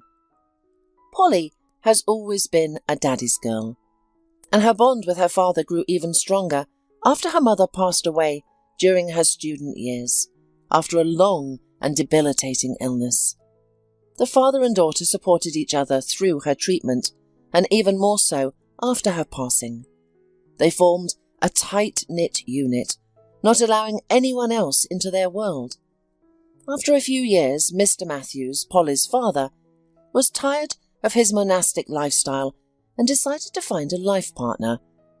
There were some women, but none of them appealed to Polly. It wasn't just jealousy on her part. The truth was that these girls were young, foolish, and only interested in money. but Mr. Matthews understood their motives and totally admitted them. After a series of relationships, he finally chose one, Kirsten, whom he decided to marry. Mr. Matthews, being wise, signed a prenuptial agreement with his wife. Seeing her father manage his love life maturely and responsibly, without going crazy from elderly infatuation, Polly stopped worrying and accepted her father's choice. Deep down, though, she strongly disapproved, but she knew that her father deserved happiness, and if he found it with this girl, then so be it. By this time, Polly herself had become actively involved in her personal life. Initially, potential suitors fell into two categories: those who genuinely liked Polly, but were afraid of her strong character, ambition, and sense of responsibility, and those who were fearless and only interested in her financial situation. Both options were unacceptable to a sensible person like Polly. The girl was deeply upset for a long time, but eventually she gave up and stopped thinking about it, hoping that fate would intervene. And indeed, a chance played a significant role in Polly's personal life. Just a few months after deciding to focus entirely on her career, a fateful encounter occurred. One evening, a colleague from work invited Polly to her bachelorette party. It would have been awkward to decline, so Polly reluctantly agreed, planning to leave after a few hours with a plausible excuse. But the chosen restaurant had live music. The musicians, a small orchestra, played exceptionally well, but it was the saxophonist who captured Polly's heart. He was incredibly attractive and played with such improvisation that Polly couldn't help but be enchanted. Sensing Polly's attraction, the saxophonist announced from the stage that the next composition would be dedicated to the most beautiful girl in the city. It was a compliment no woman could resist, and Polly was no exception. The evening continued with a gallant invitation to dance and a gift of an expensive bottle of champagne sent to Polly's table. This is how Polly's romantic relationship with Albert began. No one anticipated anything serious. However, their relationship not only continued, but also gradually developed. After about 6 months, they decided to live together, and on the anniversary of their meeting, Albert proposed to Polly. Mr. Matthews, to put it mildly, was not happy with his daughter's choice. He believed that a third-rate musician from a tavern could never match his daughter. But Polly stood up for her choice, especially since her father himself was married to a woman from the provinces. "Fine," Mr. Matthews conceded, "but this marriage will be subject to the same terms as mine. In the event of divorce, or God forbid your death, your husband will only receive a small portion of your inheritance." "Of course, I have already written a will in your favour, and as a backup heir. The city's charitable organisations have been included. And of course, we will have a prenuptial agreement. I'm not naive, Dad," Polly replied. She was aware of all the risks and dangers, and despite her love, she never turned off her critical thinking. "Does your fiancé know about your intentions? I doubt he will be pleased about this news," sarcastically retorted her father, and he was right. Albert was unpleasantly surprised by this turn of events. "Why? We love each other." Albert seemed genuinely perplexed. "Exactly. If you love me, you should want to protect me," insisted the bride. "From whom? From myself?" he questioned, his eyes filled with surprise. "From any unfortunate event that may occur. Life is long. Father sees it as a necessity, and I agree with him. I have had a will for a long time, just in case, and I strongly insist on a prenuptial agreement. And by the way, it is my father's terms. I cannot go against his word, no matter how much I want to." Polly played her strongest card, leaving Albert with no counter-argument. He had no choice but to agree, both to signing the document and to the proposed text. Naturally, Mr. Matthews took care of everything, ensuring that every detail was meticulously reviewed by a competent lawyer. Although Albert made concessions to Polly and his future father-in-law, Mr. Matthews remained dissatisfied by his daughter's choice. "Polly is capable and can earn a lot with her intellect, but can a saxophonist provide for his family? Music is undoubtedly a wonderful occupation, but Albert is clearly not a virtuoso. What about supporting his family? And what about the children? I wish he would earn enough for his own needs, at least. Yes, Mr. Matthews had a different upbringing and attitude towards family responsibility. Of course, his choice wasn't ideal either, but he considered that, in his case, it was different. It's one thing for a mature man to choose a life partner for enjoyment when he has already achieved everything, when he has lived his life. It is quite another when a young woman chooses such an unreliable partner.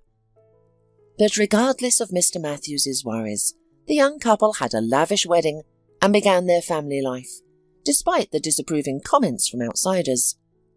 Not only friends and Polly's father, but also friends and relatives of Albert, criticised their obvious mismatch. How could a creative musician and a pragmatic and down-to-earth financier have anything in common? It would only become clear in 10 years that Albert was not as creative as he seemed, and Polly was not as pragmatic as she was perceived. Nevertheless, the newlyweds lived calmly, one could even say happily, despite everyone's negativity. They found common topics for conversation, shared hobbies, and had an interesting circle of acquaintances. They worked hard and rarely spent time together, but these meetings were exciting and pleasant, keeping the passion and desire to be together alive. At first, Polly wasn't focused on having children. She was building her career, learning from her father's experience, and preparing for succession.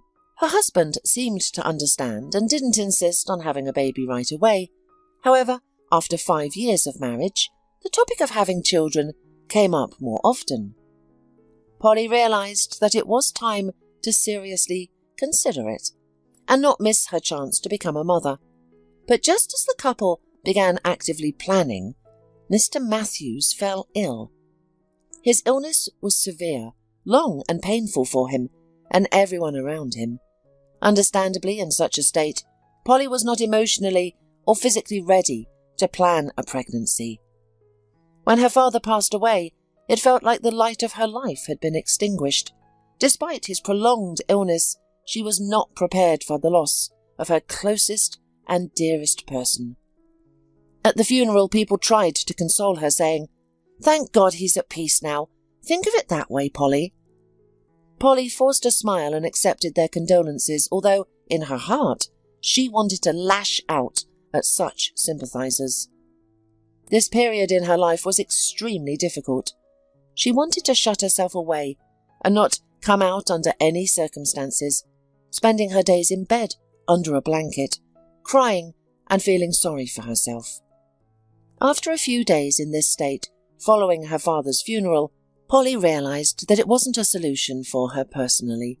Such behavior only worsened her depression and intensified negative thoughts. She needed to take action to live and function normally. As a result, she made the decision to return to work on the 9th day after her father's death. Work somehow distracted her, gradually pulling her out of her depression. Responsibilities, tasks and problems constantly arose and needed to be solved. She had to lead people and make important decisions. Polly constantly reminded herself that her father wouldn't want to see her crying and having tantrums about him. He would want to see a worthy successor to his endeavours. The period of life was hardly better than the years when her father was seriously ill. Back then she could see him, be with him, seek his advice and simply talk to him. Now it felt as if she was completely alone, surrounded by the rest of the world. Albert was there for her, but Polly's father's illness had strained their relationship and created a significant rift between them. They were physically side by side, but emotionally separate. That's why it came as a complete surprise to Polly when Albert started such a conversation at a rare dinner together. "Polly, we have a wedding anniversary coming up, 10 years, so maybe we should celebrate it properly," Albert asked, his voice filled with tension and doubt. "I understand that it has only been 8 months since the death of your father, and we are still in mourning, but I believe he would want to see you happy, smiling, We've experienced so much trouble and grief in the past few years. We deserve a celebration.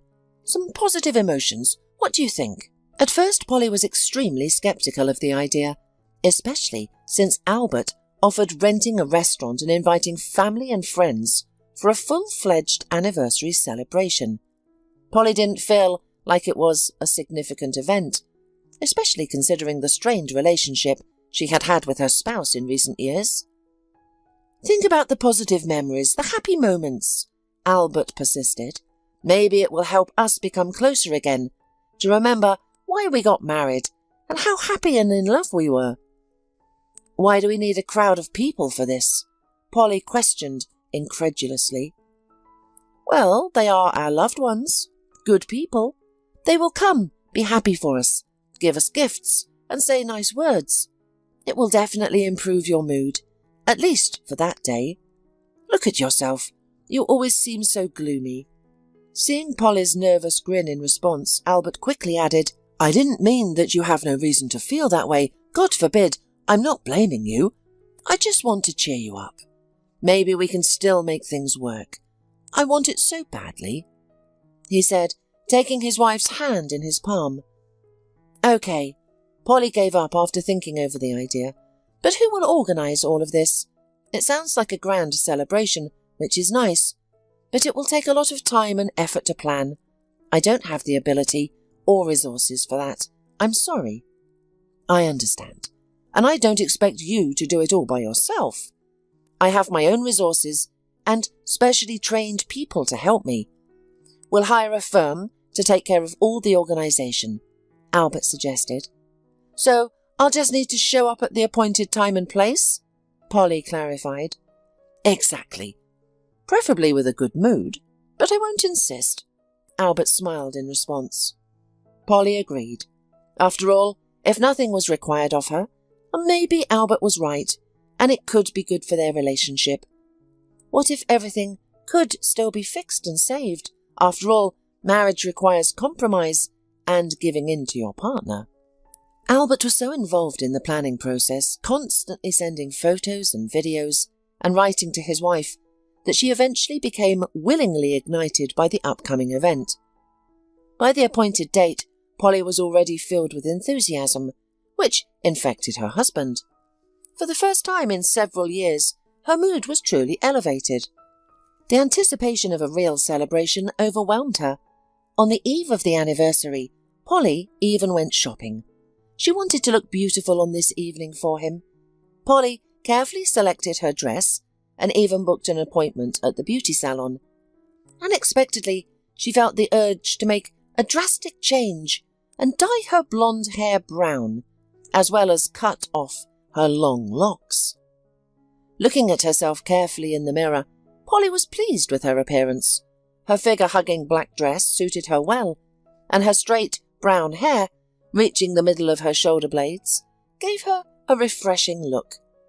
Her transformed appearance surprised everybody at the party, including Albert. Polly received numerous compliments, unlike anything she had ever experienced before. However, it seemed to her that it wasn't just about her looks or herself.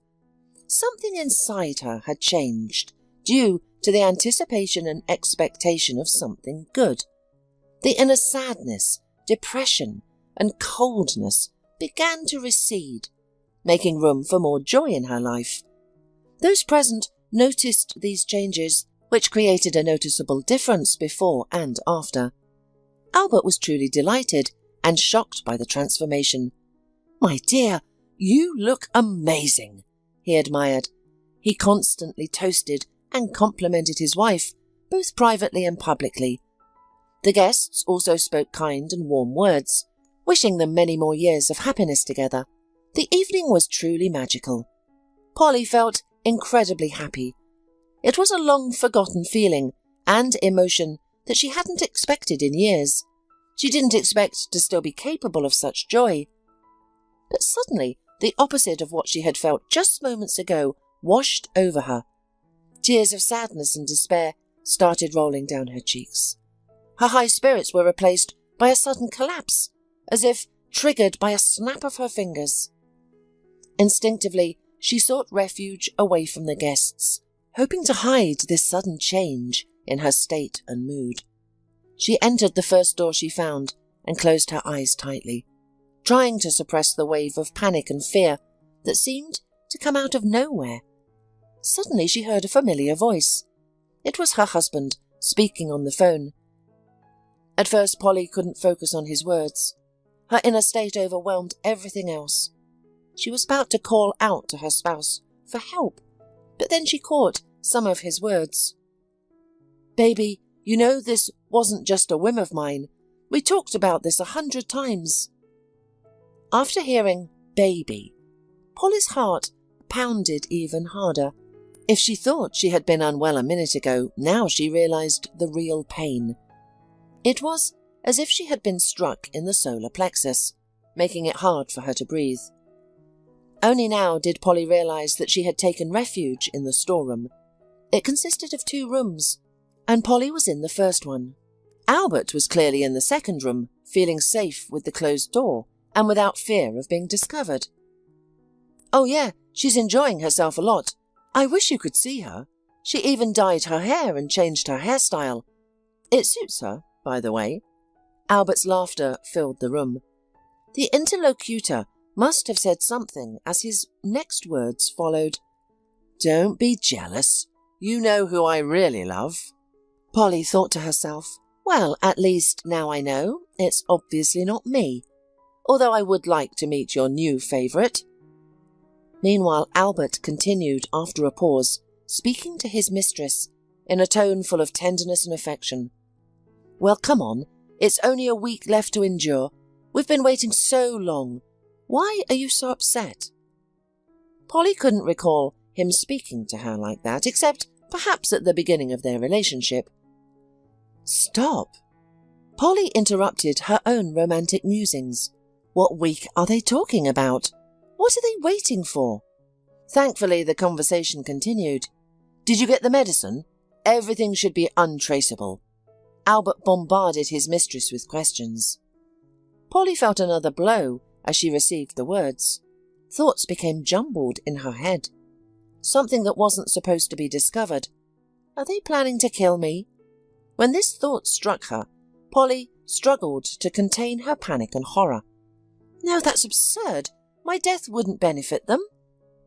Attempting to focus on both listening and thinking proved challenging, with distractions aplenty.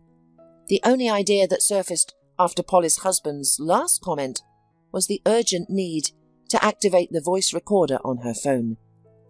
"I have to go," Albert replied to the unseen interlocutor. Upon hearing this, Polly was prepared to silently retreat instantaneously. However, her husband's mistress wasn't ready to let him go. "We've already discussed this, my love. Everything is prepared. We've gone through the plan multiple times. Medication, calling an ambulance, psychiatric evaluation, declaring incapacity, guardianship. It's straightforward."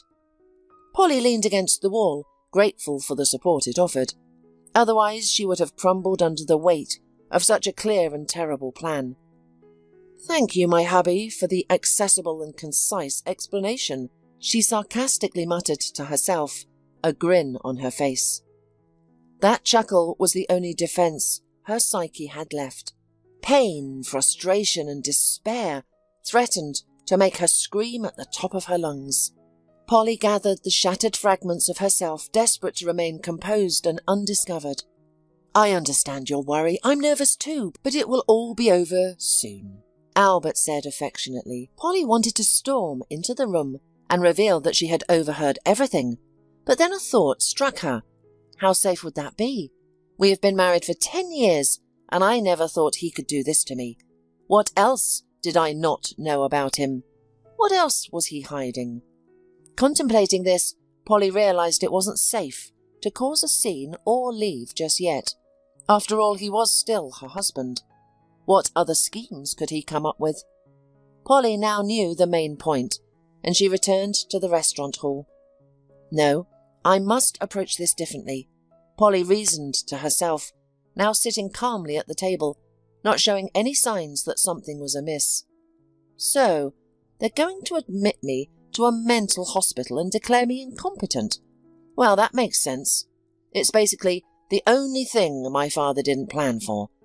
In case of my death and divorce, Albert will be left with nothing, while he and his new girlfriend need money. The woman pondered. There's no guarantee that they don't have another backup plan that could be even more dangerous for me. I need to prioritize my safety first and foremost, and then take action. And eventually, I need to teach this sweet couple a lesson too. I'm not sure how realistic it is to bring them to justice, but something must be done. What would have happened if I hadn't stumbled upon that godforsaken storeroom by chance, at the right moment? Weeks later, I would be lying in a hospital bed, completely incapacitated. According to my dear husband's plan, no, I cannot forgive such a cruel plan. Polly found it unbearably difficult to think. It felt as if her heart and soul had been torn from her chest and trampled on with army boots.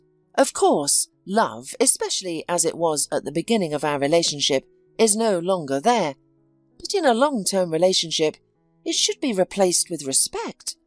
And Albert obliterated everything. Cheating is such a small matter. He wanted to take everything away from me, not just money, but my sanity, my freedom. How can anyone be so cruel to another human being, especially to his own wife? It's inconceivable and impossible for a good, decent person. Apparently, Albert is not one of those people. It's a pity that this realization came to me so late. All right, Polly, pull yourself together. We need a clear plan, Polly said to herself. So, step by step, first we need to protect ourselves from any harm from this couple. Second, we must teach the dear husband and his mistress a lesson, or better yet, punish them. It was only at this moment that Polly finally realized she couldn't handle this alone. She needed someone who could help, someone she could trust. This is a matter of life and death, so think more carefully, please, the woman reminded herself. This inner monologue was draining, preventing her from focusing, easily distracted by everything around her. Meanwhile, Albert was dancing with someone in the middle of the hall, as if nothing had happened. It's as if 15 to 20 minutes ago he hadn't discussed a detailed plan to eliminate his own wife. If I hadn't heard it myself, I would never have believed it. Polly concluded, so these emotions are unnecessary. I need to think and make decisions. The entire future of my life depends on it. There's no time to complain about fate. And yes, I can trust only Ed. Ed was her school friend.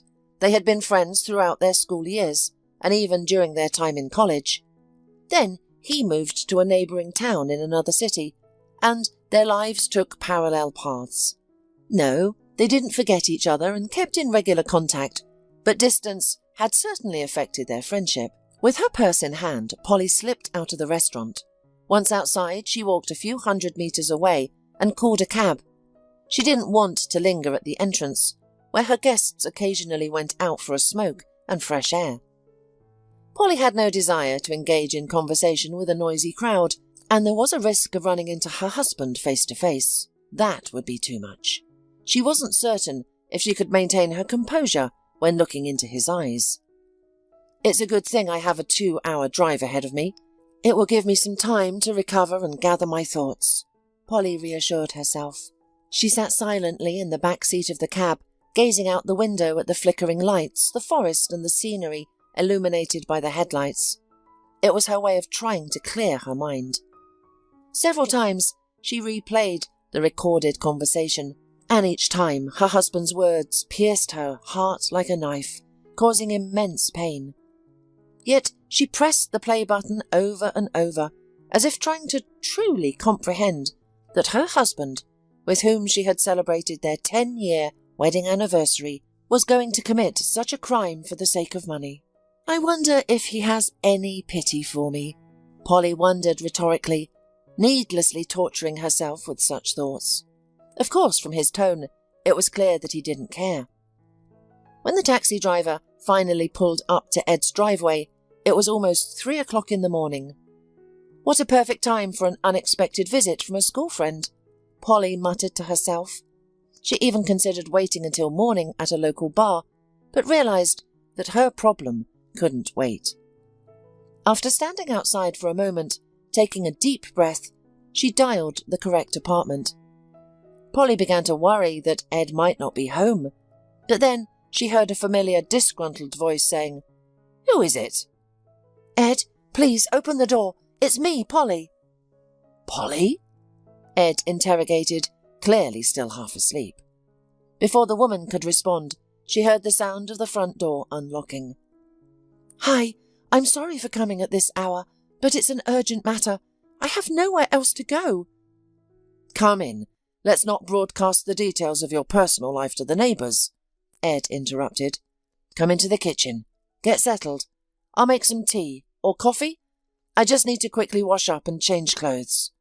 Polly obeyed unquestionably. She herself was thirsty and even hungry, which was odd. "Well, now tell me about your problem," Ed said, entering the kitchen with a towel in his hands. "By the way, I messaged you today, or rather yesterday, to congratulate you on your wedding anniversary and apologise for not being able to come, but you didn't reply." "I'm sorry, I didn't have an opportunity to text you. I had a lot on my mind. Everything happened at the celebration, Ed," Polly replied, struggling to hold back her tears. And then she described how she suddenly felt ill, how she found herself in the storeroom, and how she overheard her husband's conversation. "That's the whole story," she concluded. Ed had been silently listening all the time, his expression reflecting extreme surprise. "I can hardly believe it. What are you going to do?" he asked. "For now, my priority is ensuring my own safety and taking appropriate action to hold them accountable. Naturally, safety comes first. I don't know their plans or what they might do next, so I need to be prepared to counteract them." "Well, while you're here in my apartment, you're safe. No one can harm you," Ed realised. "Yes, that's why I came here. It hit me like a ton of bricks. Please forgive me for burdening you with my problems, even without apologising for waking you up," Polly said, feeling immensely ashamed of her behaviour. "Enough of that, or I'll be offended. Friends are here to help to support each other. So, since the first step of your plan is taken care of for now, let's wait until morning to figure out our next steps. You need some rest. I'm sorry, but you look terrible." "You know, even Monica Bellucci would look terrible in such a situation." Polly was a little offended. She understood that the friend did not want to hurt, but her female feelings also required protection, especially now, after the treason and betrayal of her husband. "Oh, it was just a bad joke. Okay, tomorrow, as soon as we wake up, we'll try to call one person. I think he can help us," Ed said, and then suddenly, as if awake, added, "Polly, did Albert call you? Did he write to you? Does he even know where you are?" "No, I turned on airplane mode on my phone as soon as I got into the cab. Clearly, he's called me hundreds of times, probably as soon as he noticed my disappearance. Just what am I supposed to tell him? Nothing yet." "Reasonable. Well, let's keep it that way until morning, and then we'll decide what's best." As soon as Polly's head touched the pillow, she fell asleep instantly, but nightmares overcame her all night and morning. Finally waking up around 11 a.m. and feeling worse than before the dream, Polly went to the kitchen, where Ed sat waiting for her, with a cup of freshly brewed coffee. "Good morning. How did you sleep?" He began the conversation good-naturedly. "Hi. To be honest, awful," Polly replied in a still sleepy voice. "I'd been having nightmares non-stop." "Well, let's start the case then. I had a friend in the army. You must have seen him more than once. His name is Paul. Remember?" "To be honest, no. Maybe visually." "Not the point. Now, he holds a serious post. He works at the law enforcement." "Where?" Polly didn't understand. "Why are you like a little one? He will help you. I say he works at the law enforcement. There are all sorts of services that don't need extra publicity or even a superfluous mention. Oh, I don't care. I totally believe you. And by the way, you don't want to put your own security service in the company on notice as well? Clarified Ed. I don't know who's in league with Albert, who his mistress is. The fact that I'm aware of their plans, they don't need to know yet. Quite logical. Then I'm calling Paul. Polly sat in the kitchen drinking her coffee. Ed stepped out to talk confidentially, and a few minutes later he came back, quite satisfied. He'll be here in half an hour. The man smiled. He's fast. Yeah, but I don't ask for his help often, and now I said it was an earnest matter. Indeed, not half an hour later the doorbell rang. Ed went to open it and came back with a man under 7 feet tall. Paul. Polly, nice to meet you. Well, tell me about your problems, Polly. The woman began to repeat everything she had told Ed before. Now everything was much harder on the morning ahead, strangely enough. Yesterday it had seemed like a horror movie she'd seen from the outside, and today it was different, much worse. And that's very clever, Paul said after Polly finished her story, and they listened to the audio recording together. What? Said Ed tensely. Clever, I say. So you have a prenuptial agreement in case of divorce and a will in case of death. Your incapacity fits perfectly to bypass all obstacles to your money.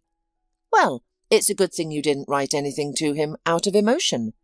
Now we need to write him something. Otherwise he might panic with his lady of the heart. I can tell you from experience that the worst thing is when a man who has nothing to lose panics. No one knows what they can do. Logical, yes, agreed Polly. But what should I write to him? You need to write something non-suspicious, so that he can believe it, so that it won't even occur to him that you are aware of his plan, Paul said firmly. Maybe play into their plan, too, said the woman after a short thought. What if we come up with a reason for my disappearance, which will confirm once again my lunacy? I mean, it would be like a trump card for their plan. Polly tried to explain her train of thought. I don't understand, said Ed, confused. But I think I understand, interrupted Paul. But still, plausibility must be preserved. Men are usually fools, but your version will be scrutinized by your rival. I'm sorry if it hurts. That's what I was thinking too. They're trying to make me look crazy. Apparently, the reason for my condition will be made out of my father's illness and his death. Polly's voice trembled at this point, but she pulled herself together and continued. I'd been on medication and seen a therapist, so I suggest writing something similar to, I can't stand it anymore. I miss my dad so much, I need to be alone. Polly finished and waited for the men's reaction, nervously biting her lower lip and playing with the rings on her fingers. That seems fine to me. All right, write him all this, and I'll take care of the rest of things from here, Paul said and walked away. Ed escorted him out and closed the door. When he returned, Polly asked, What do you think? If you trust me, then trust Paul too. He saved my life. I know who I'm vouching for. Yeah, I'm not talking about him. Paul makes an extremely positive impression, though I shouldn't talk about it now.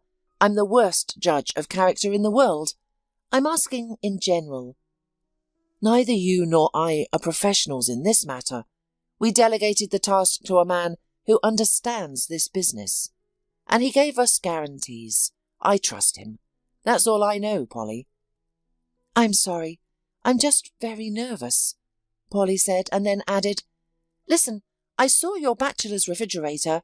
It's not good to eat like that. How about you go to the store with a list, and I'll cook for you on a large scale. Ed agreed with pleasure because he realized perfectly well that Polly needed to occupy her hands to turn off her head. The next few hours Polly spent quite actively. She cooked soup, made meatballs and put them away in the freezer. She also fried pork and even made pancakes. Ed went into another room so as not to disturb her, and when her friend finally called him to the table, He was simply amazed. Wow! Do you often cook so much? No, of course I don't have time. I don't eat much at home, Polly said sadly. Ed reproached himself for asking such a question. He started to eat and praise, trying to please the woman and change her mood. But all his attempts were in vain. Polly only sank deeper into her thoughts. I'm going to bed, okay? I'm a bit tired. Will you wash the dishes after yourself? Of course. Thanks, Polly. It's delicious. What Polly really wanted was just to lie in peace and quiet, to be alone with herself and cry. She felt sorry for herself, no matter how ridiculous and silly it sounded.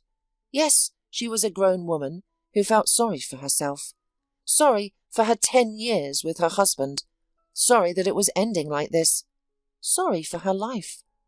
For about 4 hours, the woman lay staring at the ceiling in the dark, occasionally wiping away tears. When she finally began to drift off to sleep, suddenly there was a nervous knock on the door. Polly, may I come in? Ed asked. Paul's calling. Of course, come in. Instantly throwing off her sleep, said the woman in response. I'll put you on speakerphone, Ed said and pressed the button. Paul, you're on speaker. Polly is listening. In general, we found out the name of your husband's mistress, the organizer of everything you heard. It's Kirsten. Kirsten? Repeated the woman, not realizing at first who she was talking about. Yes, the widow of your father. We already know for certain that she is the organizer and mastermind of the intended crime. Albert is only a co-executor. Polly froze. It was a new blow. She had been expecting it, but it was simply impossible to prepare for such a thing. Paul said goodbye and disconnected. Albert continued to stare at Polly, waiting for her reaction. But the woman suddenly jumped out of bed and rushed past, pushing the man away, and the sounds of vomiting came from the toilet. Polly stayed there for about 20 minutes, while Ed anxiously waited for her outside. He had been concerned about her emotional state before, but now her physical condition frightened him as well.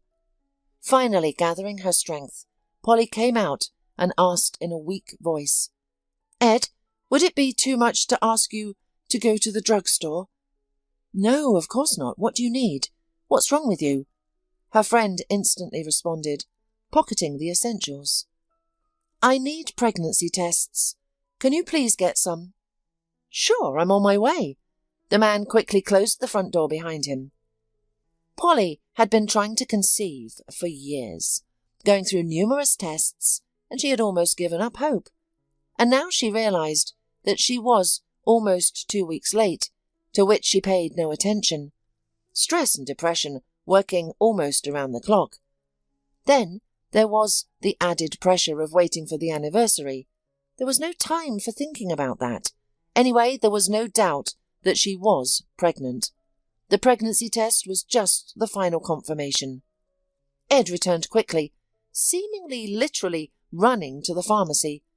He bought 6 different tests, varying in price and characteristics, determined to be thorough, which even amused Polly. In a matter of minutes, all the tests showed the same result. There was a second stripe. Now she knew for certain that she was pregnant. Pregnant with her husband's child, who wanted to commit her to a mental institution and live off her money. Polly felt a panic attack coming on, but she was interrupted by Ed, who couldn't bear the silence, and knocked on the door. Polly, are you all right? He asked quietly and with concern. Yes, the woman snapped out of her thoughts. I'm coming out now. After washing her hands, Polly headed to the kitchen. What's going on? The man impatiently asked. I'm pregnant, what else? Polly replied. Really? Ed stammered. Is it Albert's baby? Of course. Who else would he be? Unlike him, I didn't cheat. Ed looked at her with horror-filled eyes. He seemed more frightened and agitated than the expectant mother herself.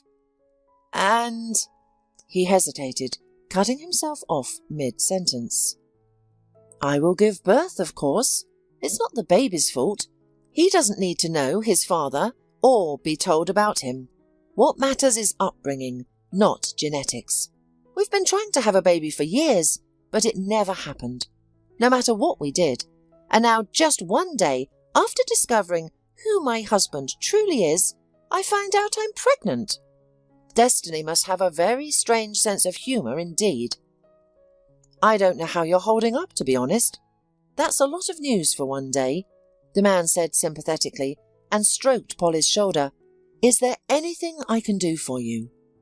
You already do too much for me. I don't have enough to thank you for all of your help. Polly, stop it, please. Wouldn't you help me if I were in this situation? You wouldn't be in such a situation. The woman smiled sadly in response. You're not that stupid and gullible. I don't like your despondency and apathy. Polly, you've known him for so many years. 10 years only in a legal marriage. It is quite logical that you did not expect a trick from him. What's more, you competently laid the straw for yourself. There's only one life lesson in this, that for every cunning person, there's a more cunning person. And anyway, stop depressing. You wanted a baby. God gave him to you. Maybe not the way you wanted it, but he gave him to you. And you're just sitting there sulking. Is that any way to treat a gift? What do you want?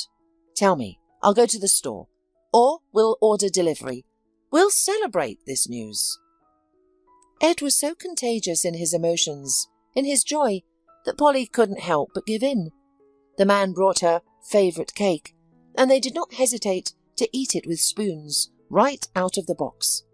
Ed also brought Polly a cute teddy bear as a present, saying that it would be the first toy for the baby. In general, the two of them sat in the kitchen until morning, laughing, talking and having fun. In the end, Polly felt happy, despite all her circumstances. She was immensely grateful to her friend for his help and support. They suffered without information for almost a week, but Paul did not report anything and did not call them. Ed tried to call himself several times, but only received a laconic answer. If there is information, I will call. This greatly discouraged both Polly and her friend, but in this situation nothing else depended on them. It was necessary to submit to fate and wait for results from the competent man. So they were greatly surprised by the doorbell ringing at 7 in the morning. Ed went to see who was there. It turned out that on the threshold stood Paul and smiled happily. Good morning, how are you? Hi, Polly called from the room. What's the news? You're in a hurry to get right to the point? I have news. Can you make me a coffee? I've just got off the road. I've been rushing half the night to get here. Polly, having hastily brushed her teeth and cleaned herself up a bit, ran to organise a quick breakfast and make coffee. When everything was set up and everyone sat down at the table, Paul began his story. Sorry, I'm starving. Since yesterday morning, I've only been drinking water. There was no time at all. Anyway, Polly, get ready. Let's go back to your place in the city. The investigator is waiting for us.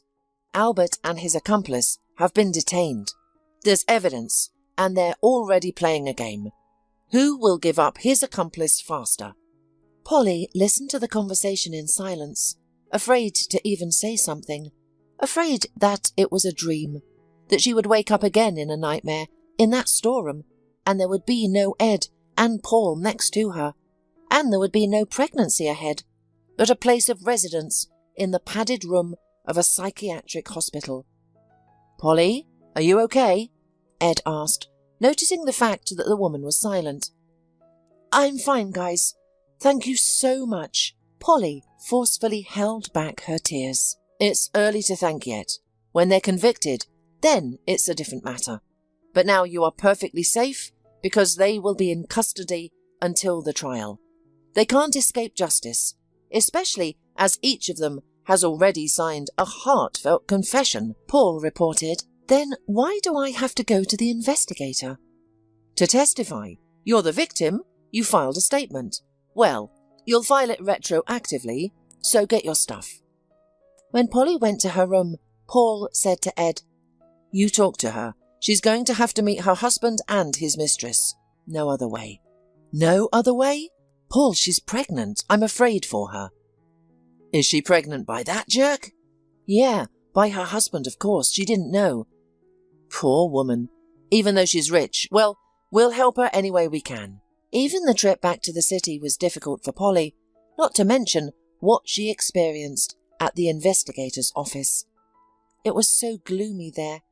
The investigator tried to cheer her up, but it didn't help. Polly wanted to get up and run away, although Paul had made arrangements, and the procedure took as short a time as possible. So, home? Ed asked when they finally got out and into the car. Where's my home now?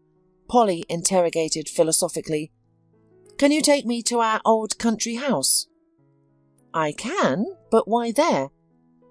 Kirsten wasn't there. Albert wasn't there. I want to erase those people and the memories of them from my life forever. I'm going to sell the apartment where we lived and the house as well, and buy a new one. I don't want to bring my baby where that monster lived. Radically, said Ed, starting the car engine. I'll never be able to clean up, and I'll never be able to clean up what happened without it.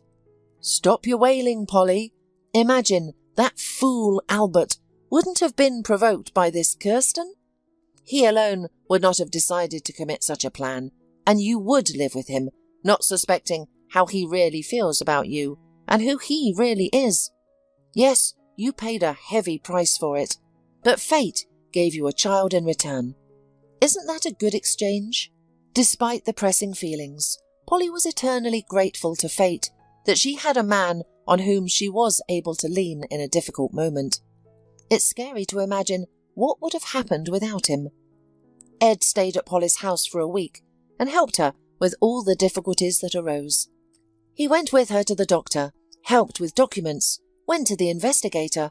In general, his help was difficult to overestimate. After Ed's departure, the woman had to learn to live alone again.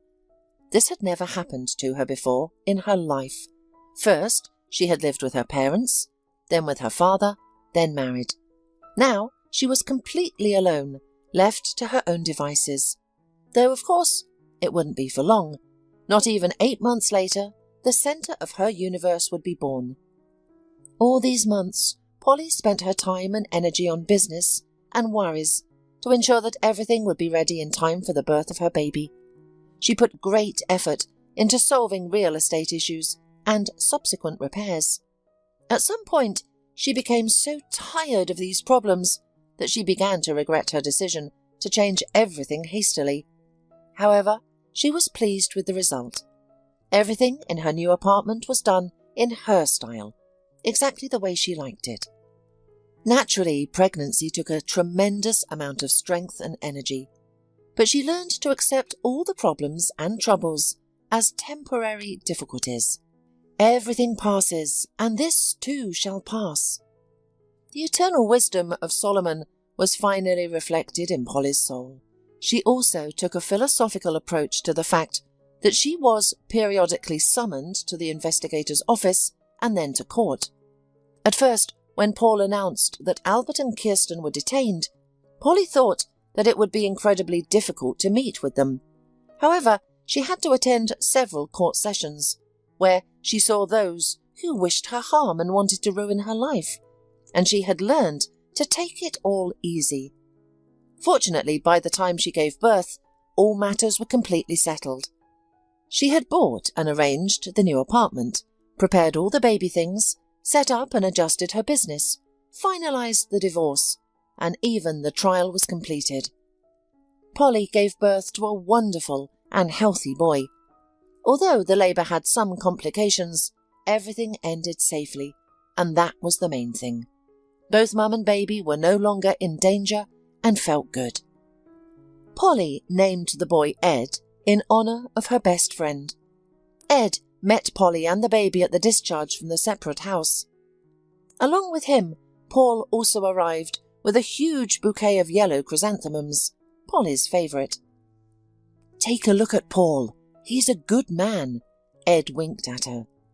And it seemed that even without his recommendation, Polly had already been paying close attention to him for quite some time, and he turned out to be a really good man. At first, Paul helped because of his friendship with Ed. Then he helped her through his work, and then through his personal friendship with Polly, visiting her more and more often and assisting with various small things. It never even occurred to the woman, for the first few months, that this tall man was simply expressing his sympathy in this way, trying to woo her. And so it all started between them. Polly could not have imagined that after such a painful divorce, all the drama, and becoming a mother, she would dive headfirst into a new romance.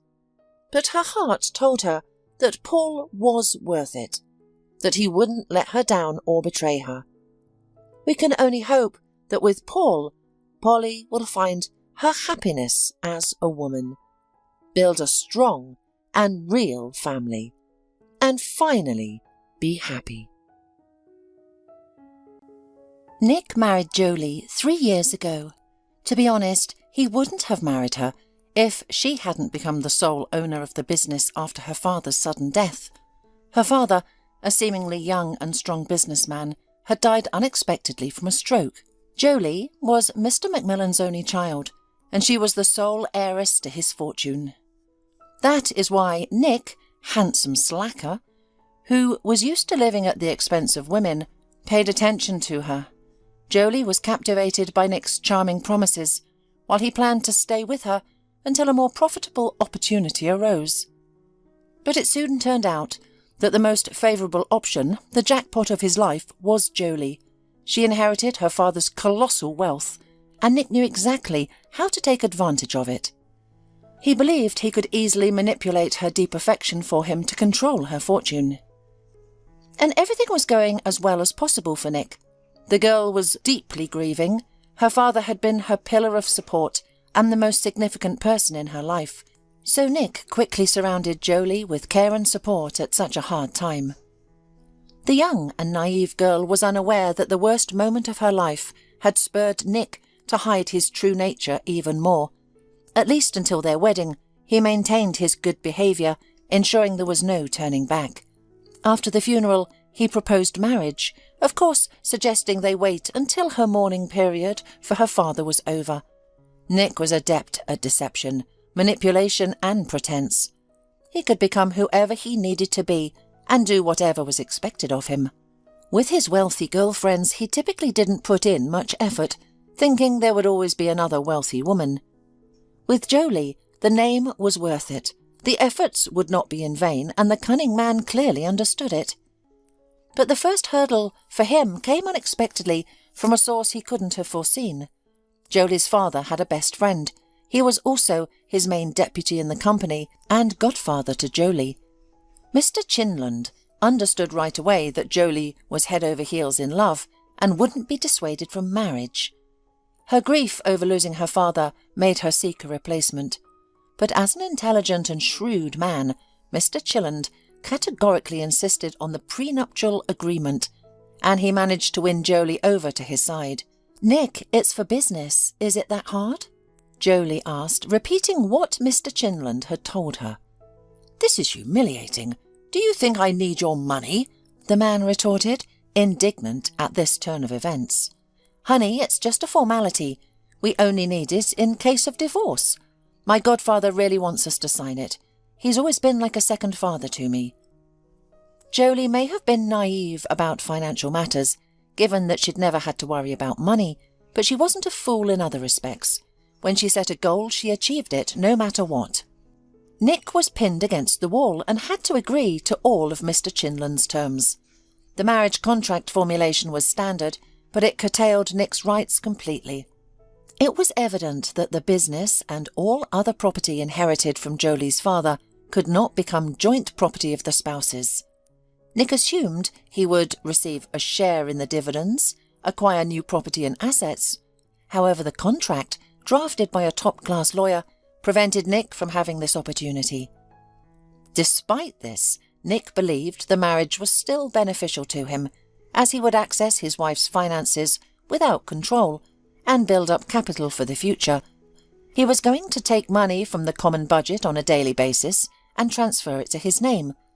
But Nick was mistaken in this regard too. Mr. Chinland was a dedicated, decent and responsible person who not only controlled Jolie's financial flows in business, but also her personal finances.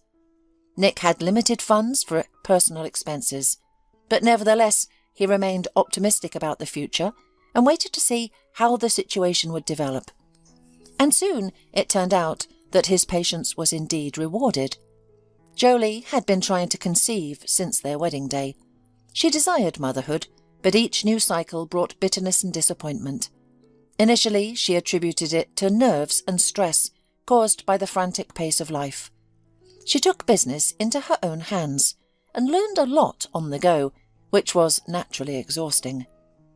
After more than a year of unsuccessful attempts, the woman sought help from specialists, underwent a full medical examination, and identified the cause of the failures. Jolie's symptoms, which she had attributed to a busy lifestyle, turned out to be alarm bells.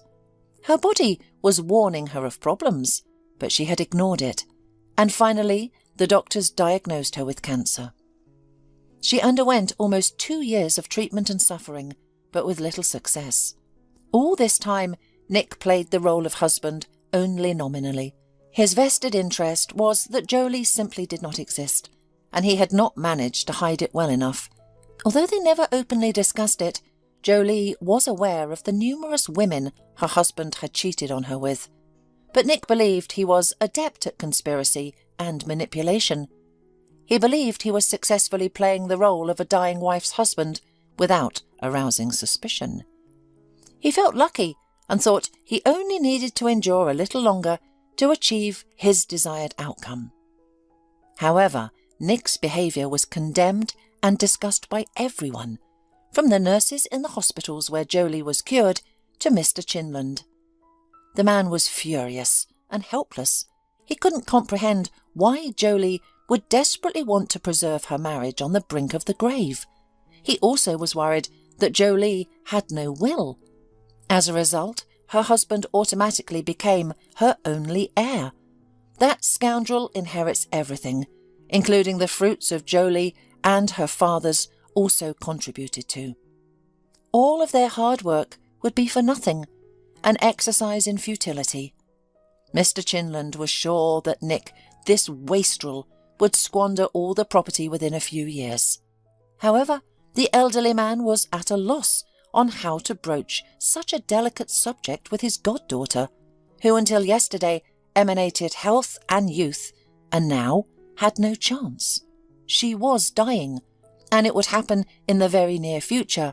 The score was counting down to weeks.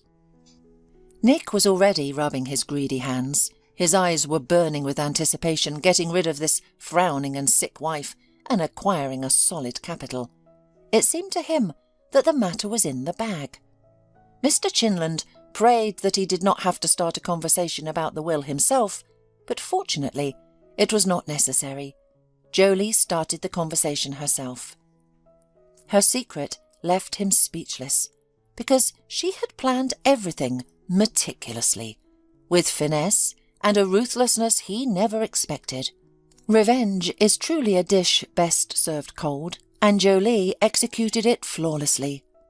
The way Jolie came up with and realised did not take much effort and time, but she, completing her journey here on Earth, realised her main dreams. Unfortunately, Jolie's loved ones did not witness a miracle, and she passed away without recovering. She had arranged the details of her funeral with great care before her death. Serene and resolute, she clearly conveyed her final wishes. The day after the farewell ceremony, the notary called the people mentioned by Jolie in her will and asked to arrive for its announcement. Nick was shocked by such news. He was sure that his wife had not drawn up any official document in case of her death, and he would become her sole heir, as the law usually provides in such cases. Still hoping for the best, he went to the appointed meeting, taking his new mistress, Shirley, who was a striking beauty. Upon entering the notary's office, Nick spotted Mr. Chinland and Jolie's friend, Kurt Turgeson. But what caught him off guard was that Kurt wasn't alone. He was pushing a stroller with a baby boy inside. Nick was completely unaware of Kurt's marriage or the birth of the child. Although Nick wasn't an expert in any field, he certainly wasn't foolish. It didn't take him long for him to realise that there was a hidden agenda at play, and he had been outsmarted. Despite this, curiosity overwhelmed him. He wanted to know what Jolie had devised, even though it was already evident that it would be something incredibly humiliating for him. For approximately 15 minutes, everyone remained silent, occupying different corners of the room. No one else arrived. The notary seemed to have deliberately prolonged the introductory part as much as possible, telling them why they had gathered, what an honour it was to read the deceased's last will and testament. Even then, Nick could tell by the wicked grin that remained on Mr. Chinland's face that the contents of the will were a secret only to Nick. Finally, Nick heard his name. "To my lawful husband, Nick, I deny the inheritance," read the notary. After reading this modest and short sentence, the notary looked at Nick and asked him if he had understood the essence of what he had said. The humiliated man had no choice but to nod.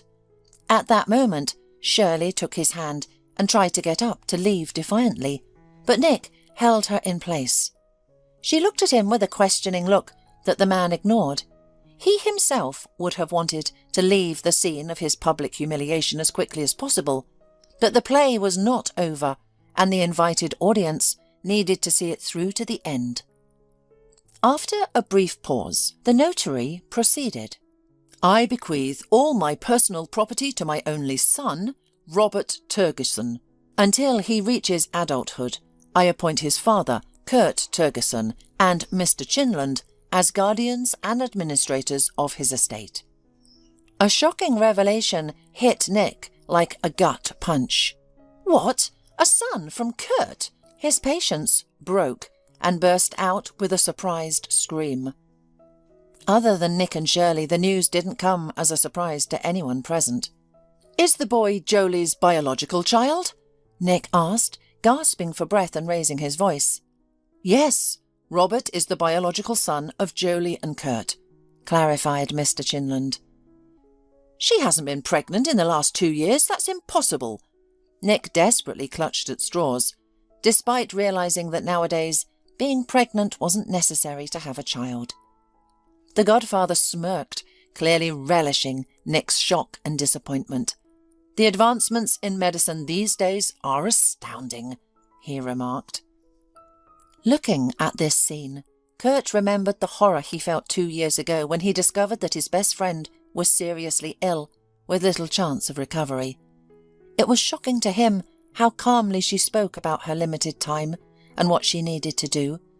That's when she revealed her desire to become a mother, no matter what. "I had my eggs preserved before starting treatment. I was told that I probably wouldn't be able to raise my own child, but I insisted, Kurt. I grew up without a mother, and I know it isn't easy, but I always felt her love and protection." "Does Nick agree to raise the child alone?" Kurt cautiously inquired. "Who would allow him? He would gladly become a guardian and use the baby's money, as he lacks conscience. No, I've already realised that my dear spouse is someone of questionable character, to put it correctly, and his reaction to my diagnosis and prognosis. I don't even want to speak about him. This man isn't worth getting upset about." "And what about the baby?" "That's what I wanted to discuss with you." Jolie hesitated, which was quite unusual for her since she was usually fearless. "I don't know how to broach the subject delicately. Maybe there is no delicate way. In short, I would like you to be the father of my child," she exclaimed in a high-pitched voice. "Are you joking? You have a husband." Kurt clearly wasn't prepared for this. "Yes, I do have a husband, and I will have him until the day I die. I've already made that decision, Kurt. Of course, we won't sleep together. It's impossible given my current condition. I can't carry the baby myself, unfortunately. I had my eggs preserved. Now we need the biological material from the future father. Naturally, I also need a woman to carry and give birth to him, but luckily such services are available now. At first, Kurt thought it was absurd, the nonsensical ramblings of a desperate woman. Yet she had an entire logical plan in her head, and it turned out that she had already completed a significant amount of preparatory work, researched the legal aspects, arranged for a reproductive clinic's services, and even found a mother for the future baby. Kurt, I could use the services of a donor for a father for the baby. I really want to leave a piece of myself behind. But when you think about it, who will the baby be with? I've been thinking a lot, but you're the only one I can rely on. I am sure of you. Knowing you for so many years, I believe that you will be a great father. I understand that you want to create your own family, get married and have children naturally. It's logical. But please think about it. Don't answer me right now. For me, after what happened with Nick, it is critical that the father of my child is someone who doesn't prioritize money, someone who won't exploit my assets. I'm not as naive as I was before marriage. Nick taught me a lot. Now I have a lot of life experience. As for you, you don't need any money at all. You have plenty. My father has, the man replied, correcting Jolie's reasoning for the first time. You know you're going to get it. You work tirelessly to keep the family company thriving. You've never been needy. Now, I know for a fact that a man who grew up poor will never stop thinking about having enough to eat. And if his decency is also lacking, there will be a big problem. I have experienced that firsthand, the woman sadly added. To be honest, I'm completely confused. I had an entirely different idea of becoming a father. I need to consult my parents. Understand that I can't make such a decision alone. I will need the help of close family members when I become a father, so I have to inform them and ask for their opinion.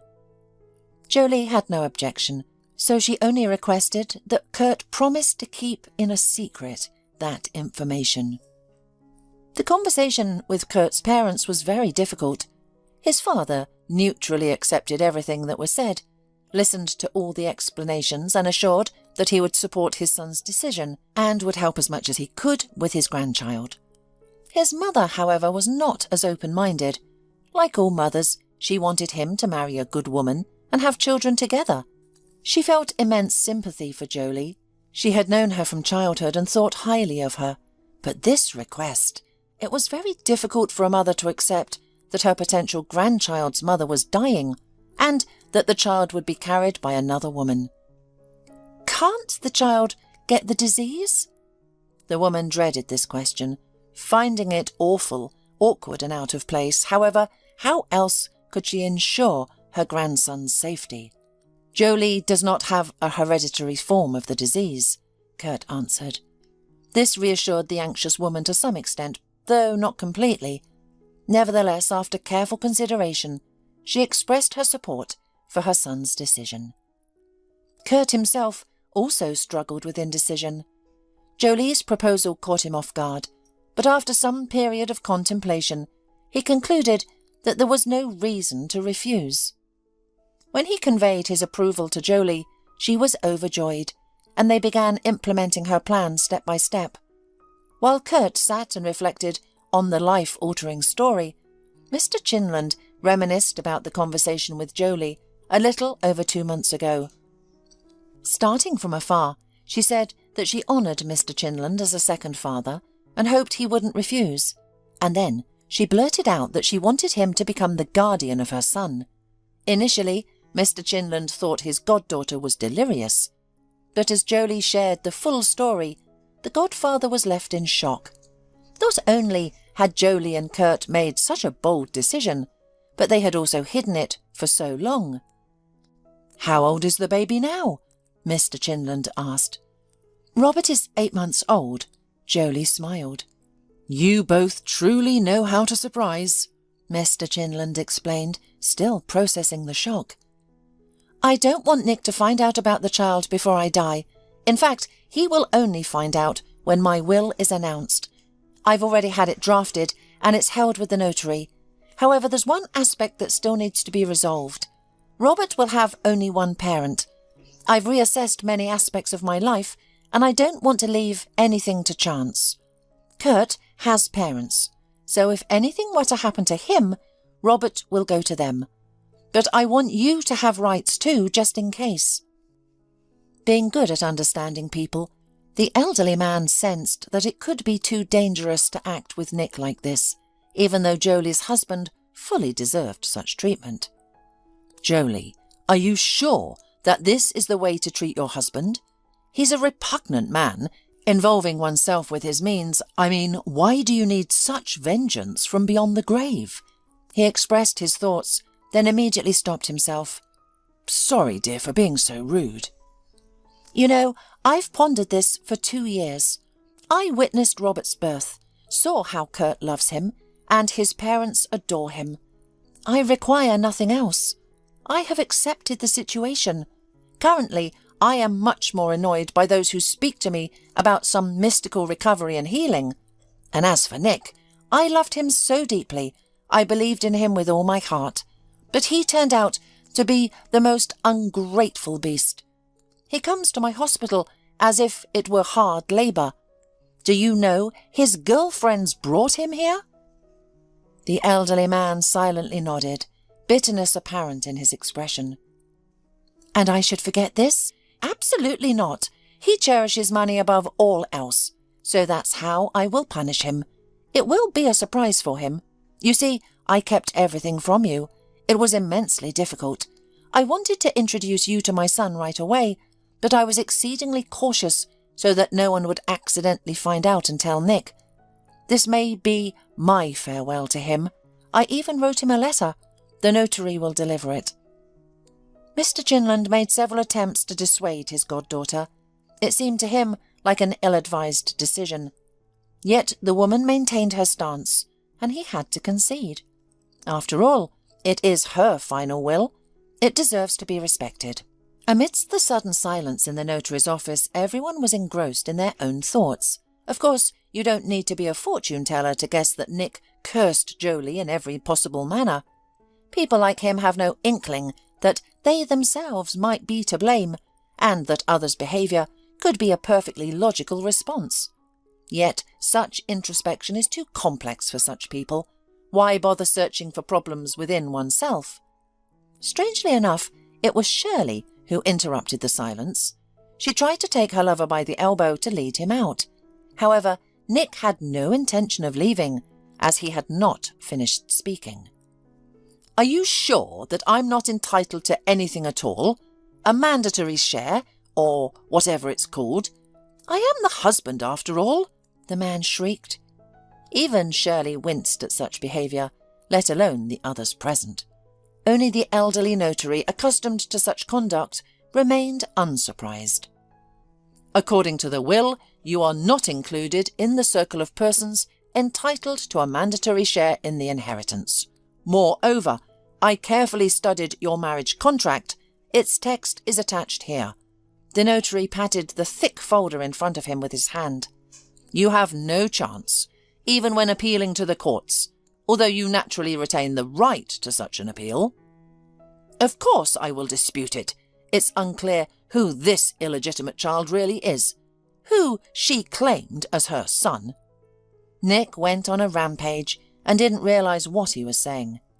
Kurt struggled to restrain himself from punching the arrogant man. Even the usually calm Mr. Chinland flushed in anger. Only the notary remained as calm as a python. For him, this was a typical workday, and nothing was surprising.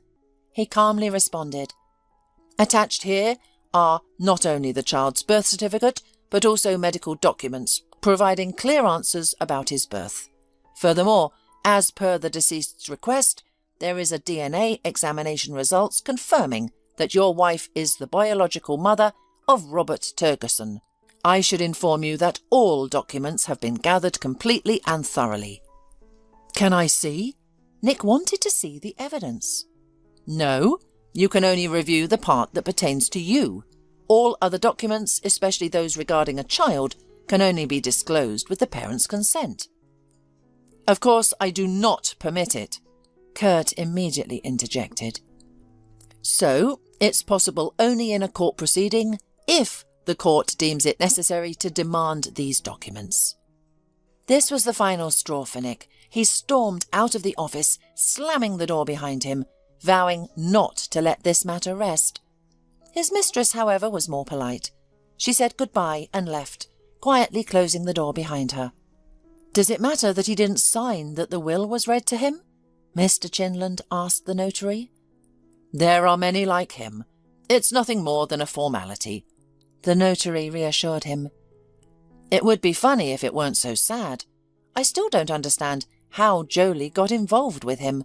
Mr. Chinland said his thoughts aloud, but his question remained rhetorical. The men quickly signed the necessary documents and shook hands. Mr. Chinland helped Kurt put little Robert into the stroller. Will you join us? I want to take a walk, get some fresh air, and it's good for the baby, Kurt asked. Certainly I'll join. For a while they walked in silence, listening to the rustle of the stroller wheels. Do you think Jolie would be satisfied with how I'm coping? Kurt finally asked that which had been bothering him. I'm sure of it. You're a wonderful father, and it's clear to see how much you both mean to each other. Jolie's godfather reassured him. To be honest, there's one thing I can't get out of my head. You know, I think Jolie told you that I advised her against what just happened at the notary office. Are you talking about this circus with the will and how Nick found out about Robert? Mr. Chinland nodded in response. Of course, Kurt replied. I was the one who constantly brought up the conversation about that. I didn't like this idea from the very beginning.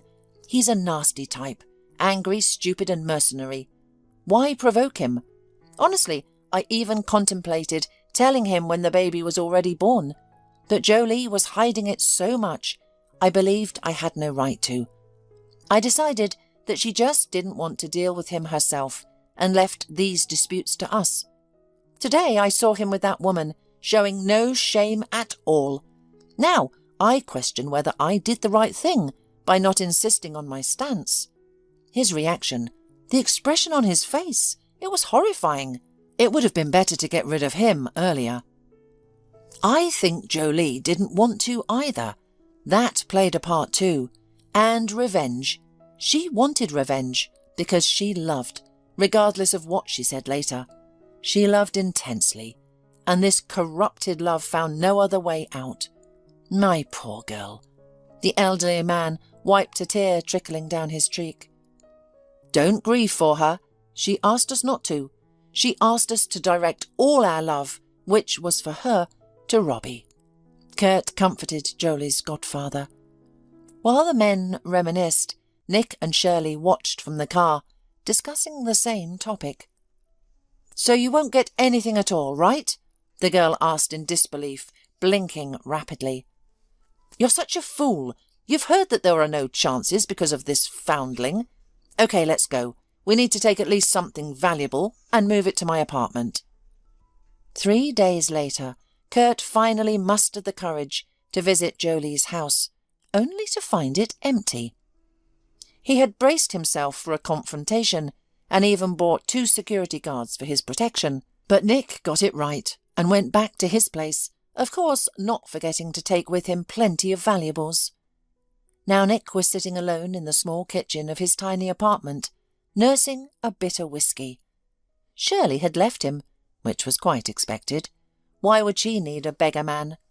As Nick pondered his current situation, he couldn't help but reflect on how he had ended up here. Before, women used to pay him to be with him, but now he needed to offer money to a young beautiful girl to stay in her company. Ironically, Nick, a gigolo past his prime and deteriorated due to his vices, didn't blame himself for his circumstances. In his thoughts, his wife was the villain who had drained his vitality and dashed his hopes, leaving without inheritance. He was so looking forward to the money. In his fantasies he was young, handsome, successful, and extremely wealthy. But as a parting shot, Shirley had told him some harsh truths. No one needed him. He was just a poor drunkard, living in delusions of grandeur. It was very difficult to come to terms with that reality. His dreams of wealth and success, largely contingent on his ex-wife, crumbled like a house of cards. His aspirations to be a successful businessman were dashed. Blinded by his ego, he failed to see his own part in his downfall. Instead, he blamed his deceased wife, who he saw as the root of all his problems. Nick spent nearly 2 weeks in a drunken stupor, seeking escape from reality, and his resentment grew stronger each day. During one bleak hangover-filled morning, he decided he had had enough. He realized that he wouldn't achieve success or revenge on Jolie by drinking. Nick felt deeply humiliated. A few days prior, men from Mr. Chinland had arrived and practically forced him to hand over his car keys, tearing up the power of attorney Jolie had given him. "Didn't you know the power of attorney loses its legal force after the death of the person who issued it?" one of the men said in a derogatory manner. In his mind, Nick saw himself as a saint who never left his sick wife's side. He conveniently overlooked his endless intrigues, gambling, alcohol abuse, and dismissive behaviour towards his wife. "What a pity that she's dead, and I can't hit her," he thought. "So many times I barely restrained my impulse, encouraging myself that my patience would be generously rewarded." He began to ponder how he would like to take revenge on her and what he should do now. At first he wanted to desecrate her grave, but then, contemplating what was dear to Jolie and what harm would cause her the most suffering, he saw another answer, which was lying on the surface. Robert. Nick was literally struck by electricity when this idea came to his head. He laughed viciously, having finally devised his revenge plan. Of course, there were many issues to resolve and structure, but he had decided on the main thing. He was not going to hurt Robert. What's a mother's worst nightmare? Not being able to help her child in trouble. That's precisely what he decided to do. The plan of his inflamed imagination was simple: to kidnap the baby, take him far away, and leave him at an orphanage after a week. Thoughts of revenge and fantasies of it warmed Nick's soul, if he had one, of course. He hadn't smiled like this for a long time. True, such a grimace looked rather intimidating and scary, but Jolie's husband didn't care at all. You could even say that he was happy. As he thought through all the details, he experienced euphoria. The object of his hatred was not nearby, but Nick eagerly imagined how Jolie would have suffered from her inability to help her child. Once he had settled on a plan theoretically, he began to think about the practical side. He needed to find out everything about Robert's movements and those with whom he leaves the house, to perfectly select the place and time for his crime. Nick had known Kurt well in his past and was even familiar with his parents, having visited their house. He also knew that their elite suburban settlement had enhanced security. As Nick began to contemplate his plan, he realized the challenges he would face. He couldn't predict how much time he would spend observing from the forest with binoculars, studying the child's daily routine and movements. Is the game worth the candle? Absolutely. Nick reasoned with himself. His mental state had been noticeably affected after the announcement of the will. She ruined my life, and I will ruin the life of her child. A rich heir? He will live off the state's readiness, and his mother will watch from the other world, realizing she is to blame for everything. The man laughed maliciously. If an indifferent person had been near Nick at that moment, they would have noticed the drastic changes in his mind and taken him to a doctor. Unfortunately, history doesn't entertain hypotheticals. Nick was unmatched in achieving his goals. If he had a plan, no matter how foolish it seemed, he saw it through to the end. He spent 2 full days not watching but preparing the necessary conditions for it. Nick scouted the entire territory to find the perfect vantage point. He needed a spot that overlooked the entire settlement, especially the Turgeson house, while remaining hidden. The man devoted all his effort and time to finding a place that he deemed perfect in every aspect. For over a week, Nick rose at dawn and hurried to the cottage settlement, remaining there until late evening. He kept a constant watch with binoculars, recording every activity in the house, who arrived and when they departed. He diligently maintained a notebook to ensure he didn't miss anything. He found that the child was cared for by Kurt, grandmother and nanny. Of course, Kurt and his mother were unsuitable for implementing Nick's plans. They both knew him well and could identify him immediately. Nick had no intention of being punished for the crime he had committed. Of course, he anticipated that the police would come to him with questions, but he hoped to wave them away. Therefore, the nanny was chosen as the victim of the attack in Nick's plan. She had a fixed schedule, and she always walked with Robert in the same locations along the same routes. Fortune favoured Nick. On Wednesday, during her daytime walk with the peacefully sleeping baby, the nanny left the secured territory of the settlement. She followed a small forest path to a clearing where another nanny from a nearby settlement met her. They conversed, and Nick even heard their laughter. The man decided to stop watching the settlement daily to avoid attracting attention. He needed to remain inconspicuous. Now he only visited on Wednesdays, trying to coincide with the nanny's daytime walk. Everything was precise, like clockwork. Each Wednesday the nanny would leave the safety of the settlement and walk the forest path. For 4 consecutive Wednesdays he observed the system to ensure it did not fail. On the 4th Wednesday he knew he would return the next week at the same time to take away the child. To execute his plan, he purchased a powerful stun gun from a local market, paying cash to avoid being traced.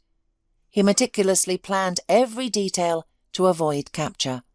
Similarly, he brought an old car, stole license plates and attached them to the vehicle.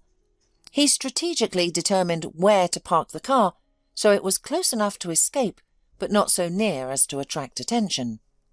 He also considered his appearance, taking steps to disguise his figure and face to avoid recognition. Thoughts of kidnapping consumed him. He went to sleep and woke up with these thoughts, even dreaming about the act in precise detail. As the appointed day approached, he lost nearly 7 kilos and became a mere shadow of his former self. A quick glance at him was enough to realize this was a man to be feared. Traces of neurosis and obsession began to etch themselves onto his face. On Wednesday, he parked in a pre-selected spot and waited. As he saw the nanny pushing the stroller down the path, he trembled. The extensive planning had disconnected him from the reality of his impending actions. He was about to confront a stranger, assault her with a stun gun, snatch the child from the stroller, and flee to his car. Nick had imagined the situation to be different, more like a scene from a video game. Here, however, everything was real. The woman, the baby in the stroller, and the baby examining his surroundings with curiosity. By nature, Nick was not violent, and crossing that line was difficult for him. But his deep-seated hatred for Jolie drove him to carry out his plan. He approached the boy's nanny, pushed her away from the stroller, and knocked her down. He then used a taser on her, and she passed out from the shock. All that was left was to take the child out of the stroller and run to the car. However, things went awry at this point. He bent down to unfasten the belts. Suddenly, he felt a blow to his head and fell to the ground. The next thing he knew, an elderly man was standing over him. He was scolding Nick and tying his hands. Nick lost consciousness again. The mysterious man turned out to be a gamekeeper who was well known in 2 nearby elite communities. His guardhouse was practically in the middle, just beyond a clearing where nannies from the neighbouring settlements often gathered. His dwelling was concealed behind dense greenery and went unnoticed by Nick. That day, Mr. Mayo had been returning from the local store when he noticed suspicious activity. He later explained to the police officer, I saw someone standing guard, dressed entirely in black, despite the morning heat. I decided to watch a little and investigate." Due to his many years as a gamekeeper, Mr. Mayo was adept at moving silently through the forest to avoid alarming the wildlife. "I hid behind a tree and kept a watchful eye. Suddenly, I saw a man attack a woman, knocking her down. I initially thought that he intended to assault her, but he was trying to reach the child. I rushed over and hit him with a stick I had picked up just in case," Mr. Mayo explained. "Good job, Mr. Mayo. You've become a local hero. Look, the press is already gathering. They want to interview you. Sign this police report and bask in your newfound fame," said one of the officers. "No, I won't go to them. I don't care for that sort of thing," replied the gamekeeper, and quietly walked back to his place in a roundabout way, so that no one would follow. Mr. Mayo didn't feel he had done anything extraordinary. He believed anyone would have acted similarly in his position. How could he not assist when those who couldn't defend themselves were in danger? A few hours later, Kurt appeared at Mr. Mayo's house. "Hello, I am the father of the boy you rescued today. He's a good kid. He calmed down as soon as I picked him up. Such a brave and intelligent-looking boy." "Thank you so much. It's a blessing you were there at the time. We're so grateful you didn't just pass by." Kurt was on the verge of tears, overwhelmed with emotions. The day had been incredibly intense, leaving him emotionally shaken. "Tell me, how can I thank you?" "What are you talking? There's no need to thank me. Who keeps score when a child's life hangs in the balance?" Mr. Mayo was genuinely surprised to be thanked for his actions. "Nevertheless," Kurt persisted. "Well, if you insist, a new hunting suit and maybe some food for my dog would be appreciated." "Of course, no problem. By the way, if you don't mind me asking, was all this done for money?" asked a curious gamekeeper. "Oh, sadly it's much more complicated than that," replied Kurt. "Well, feel free to share if it's not too much trouble. I live somewhat isolated here, in an information vacuum, so to speak." Kurt began to recount the disjointed events of their past years, including Jolie's illness, their unconventional parenting decision, her subsequent death, and the ensuing revenge against her husband. "The investigator informed me that Nick was deeply hurt, as everyone assumed his actions were solely driven by greed. He was in fact consumed by revenge," Kurt explained. Kurt was relieved that Mr. Mayo had inquired about this complex story. He had been eager to share it with someone, seeking an unbiased perspective from an outsider. He questioned if they had driven Nick into a state of madness and revenge, and if it were just about himself, Kurt wouldn't suffer so much reflexivity. But everything he and Jolie did went back to their boy. After concluding his story, Kurt turned to Mr. Mayo, an impartial observer, and asked, "Do you think we pushed him to this point? Are we responsible for his entire desire for revenge?" "Oh boy, are you serious? You're an adult and you're talking such nonsense. That Nick of yours always found a reason. He doesn't even need one. He married for money, cheated shamelessly, mistreated his sick wife, and convinced himself it was all her fault. What's her fault? For retaliating once? For losing patience? For not enduring it? Oh, she hit the most painful thing for him, the wallet. On the contrary, well done. The woman has thought up such a plan and put it into practice." This harsh truth from a strange man's perspective truly uplifted Kurt. He deeply pondered every word Mr. Mayo had said. "Now, I also owe you for your good advice," Kurt smiled. In response, the gamekeeper merely waved his hand at him. They parted as friends, and Mr. Mayo promised to check in on the boy. "I heard somewhere that the Chinese have this belief, or wisdom, God knows what to call it, that if you save someone's life, you're responsible for that person forever. So don't worry about your Robert.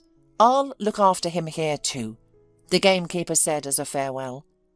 True to his word, he regularly visited Kurt's house and was always a welcome guest. In him, the boy found another loving family member. The court sentenced Nick to several years of imprisonment. During this lengthy period, everyone in the house managed to calm down and return to their usual quiet life. The family could finally breathe a sigh of relief.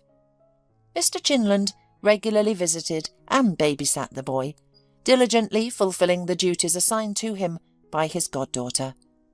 Kurt met a single mum, whose daughter attends the same kindergarten group as Robert. The children get along well, and Kurt's parents hopes that this time their son's personal life will flourish, and Robert will have a loving stepmother and sister, perhaps even more than one sister. But of course, as Kurt promised Jolie, he will never allow Robert to forget his own mother. He always talks about her, showing the boy pictures and videos. He constantly reminds him that his mother loves him very much, and she is always with him, protecting and watching over him, even if he can't see her. "Mum, I'm driving right now, actually. You always nag the drivers who are rushing down the highway, distracted by their phones. And now you're distracting me yourself. Why am I speeding? Because I want to be on time. You raised me to be responsible. Mum, I'm not laughing. I'll call you Sunday night, okay? Hi to Dad. Bye, kisses." Finishing the call, Kevin couldn't hold back a wide smile. Mum, she doesn't change. It was from her that Kevin inherited the methodical persistence needed to achieve his goal. Thanks to all this, a country boy from the backwoods, who was born into the family of a timber processing plant driver and a village accountant, and had managed to turn into the owner of a large and quite successful wholesale company in the city. Having more or less confidently established himself in the city, he immediately began to persuade his parents to move in with him from their northern village. "I'll buy you an apartment not far from me, so that, in case of emergency, I can help you quickly." "I know you want to do what's best in your opinion," his father grinned, not without pride. "But I've had my whole life here, Kevin. Neighbours, friends, fishing spots, hunting and mushrooming. All this is here. I'll find something to do here every day in my retirement. Can you imagine me in the city? I'm not used to theatres and museums. I'm not interested. There are no friends there, no one to go fishing or to the bathhouse with. I've never lived in an apartment and I don't want to start. I need my own house and my own yard to go out, and here's this wild forest. You've started to earn money. Soon you'll want to have a family, and you'll have a place to bring the kids on vacation. Your mum and I will be delighted to spend time with them." "Mum, what about you?" Kevin said enthusiastically, hoping his mother would like to move to the city. "Kevin, we're quite happy with life in the north, although I miss you very much. I don't want to move out. I'm in the comfort zone here. We are rather young with your father, Kevin. We don't need much help. We manage on our own. When you have children, and you need my help with grandchildren, then maybe we'll move, if we get along with your wife." Kevin knew his mother too well. If she said no, then she could change her mind, but only after much independent thought. However, the man never lost hope of changing his parents' minds. When assertiveness, practicality, and a bit of luck allowed him to start his own business and gradually increase turnover, he purchased a small house in the green suburb near the city and brought his parents there for a visit. "Look at this gorgeous place. Forest, big lake, fresh air. We will do the repairs in any style you choose," Kevin exclaimed. "Kevin, do what you want with the house, it's yours.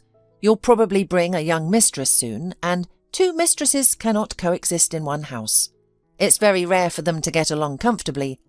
Bart and I are proud of you, and will gladly visit you, but we have our own house," his mum replied, unwavering like a small, sturdy rock. And so far, Kevin hadn't been able to persuade his parents to move to him. After talking to his mother on the phone, Kevin saw the gas station sign and decided to refuel. Getting out of the car, Kevin took in a breath of air, a mixture of gasoline and dried grass. In 20 meters from the gas station, there was a bonfire burning at a safe distance, with several young guys warming up in front of it. A sharp, piercing voice interrupted Kevin's thoughts. "Let go of the dog, jerk!" Kevin saw a skinny, long-haired, red-haired girl in a short jacket, tight jeans and rubber boots. "It's not your business," came a lazy response to the sharp exclamation. The other guys laughed. Kevin became warier. He hadn't liked these kinds of boys since childhood. "Give me the dog," the girl demanded sharply. "We'll put your mutt on the grill and roast it, and we'll fry you too, but with a different recipe, if you don't stop bothering us," one of the guys said with annoyance. "Not very scary," the girl said, however, with a slight fear. Suddenly, the big guy loosened his grip, and the dog jumped out of his arms. The girl immediately caught and hugged the shaggy, dirty dog by the neck. The guys moved threateningly towards the girl, and Kevin thought it was time for him to intervene. "Honey, you've talked to the guys and that's enough. We have to go." "Oh, right. Okay, guys, I gotta go," declared the sharp-witted girl, dramatically shaking her hair. She turned and walked confidently toward Kevin, who had been standing near his new fancy car. "Thank you," the girl said. "Where can I take you?" Kevin inquired almost indifferently, like the answering machine of a rescue service. The girl currently was no longer in danger of being victimized by hoodlums, and some reasonable detour could be made to take her home, but it was not at all curious to socialize with her. "Strangers should at least introduce themselves to each other, firstly," she reminded him calmly. Kevin was surprised by her answer, and finally took a closer look at her. The girl wore a shabby and scruffy clothes. Each boot had at least 2 kilograms of clay. Wow, what a noble woman in poverty. "Pardon my terrible manners. My name is Kevin, and would you mind telling me where to take you so you don't get into any more trouble?" "My name is June, and I'm afraid there is no such place," the girl replied with a hint of sadness. "Look, just because you had a fight with Mum and Dad doesn't mean you have to make them worried about you. How old are you? And what happened to you?" "My parents won't track me down. I'm actually already 22, though I'm used to being often mistaken for a 16-year-old. I finished accounting school, as she advised. I was even going to look for a job in my major, like my mum said. But why didn't she ask me for my advice when she got married to that jerk she trusted more than me? She's a nurse, she works in shifts, and she is on call a lot. And her new husband, Tom, is a mechanic at a confectionery factory. He is always at home in the evenings, and then one day I warmed up dinner for us in the evening, and he first touched my shoulder, then my knee. Then he became even more insistent. He got angry with my refusal and warned me that if I didn't get smart, he'd find a way to kick me out of the house. I hesitated, but decided to tell my mum. She had the right to know who she lived with. But to my great shock, then she told me that I was selfish, that she had raised me with such difficulty, and now I was interfering with her happiness, for which she had waited so long, and saying nasty things about her loving husband. Maybe it would have ended there, but she asked Tom, and he immediately found what to answer. "I'm sorry, honey, I didn't want to upset you, but your daughter is deliberately provoking me. She's always hitting on me. Of course, it's not your fault she's grown up like this. You thought about how to provide for her. You worked hard. I have no complaints." And there, my mother believed him unconditionally. She called me names and demanded that I apologize to the offended Tom. So I packed my backpack with a couple of changes of underwear and documents and left. I also took my savings from my summer vacation job. Maybe it would have been reasonable to take something from Tom's wallet, but I couldn't. Otherwise, it would have looked like I was worse than him. "Do you have a destination, or do you just love wandering around out of principle and love of nature?" Kevin asked, catching himself in the thought that, for some reason, he believed this girl. "I'm a fool, of course, but not like that. explained the girl. Of course I had a plan. I decided to go to the town where my father lives with his new family. We haven't talked for a long time, but I thought that he wouldn't refuse me shelter, for the first time, at least for a fee, until I find a job in the city. But I was stupid again. I should have found out something beforehand, and I just came out of the blue. Of course, if I'd known my father's number, I would have called him. So I arrived, the house was there, but my father wasn't. He works on a shift in the far north. There was only his wife and the red-haired twin boys in the house. I showed her my documents, and she said she believed me. I look a lot like my father. She was calm, there was no hysterics. She told me that the house was her inheritance, and that there's no place for me here. She's not a charity case. So she advised me not to be a fool and go back to my mum. Well, she said all this more politely than I'm telling you right now, for brevity. I had nothing to say about that. She was right. She let me stay the night, and in the morning I went to the bus station. I was walking and I didn't know where I was going next, putting off the decision until I got to the station.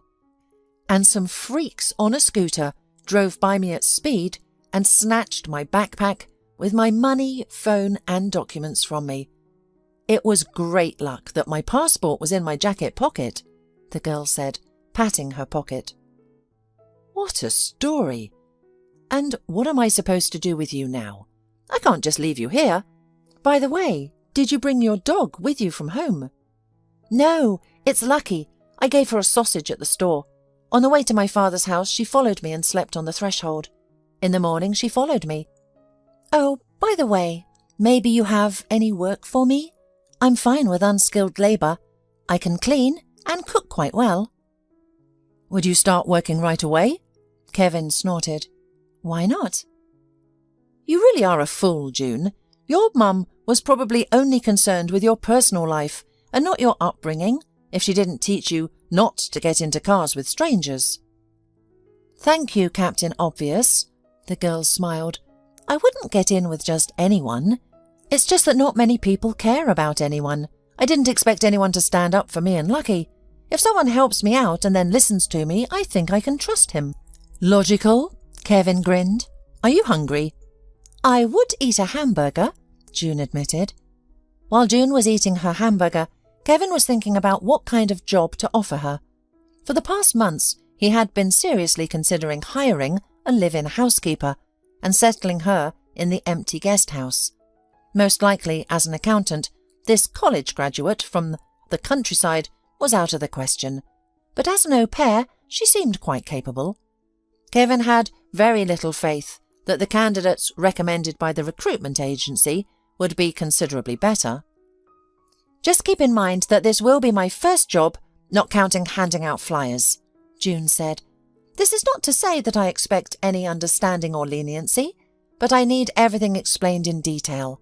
Daily tasks, weekly duties, and any little things for your convenience, so that I don't have to ask unnecessary questions. The more detailed the instructions, the better the result will be. You are a sensible girl at times, Kevin snorted. It had been 2 months since June had been living and working at Kevin's house. So far, the man seems content with everything. Okay, good, he would say with a smile when returning from the office.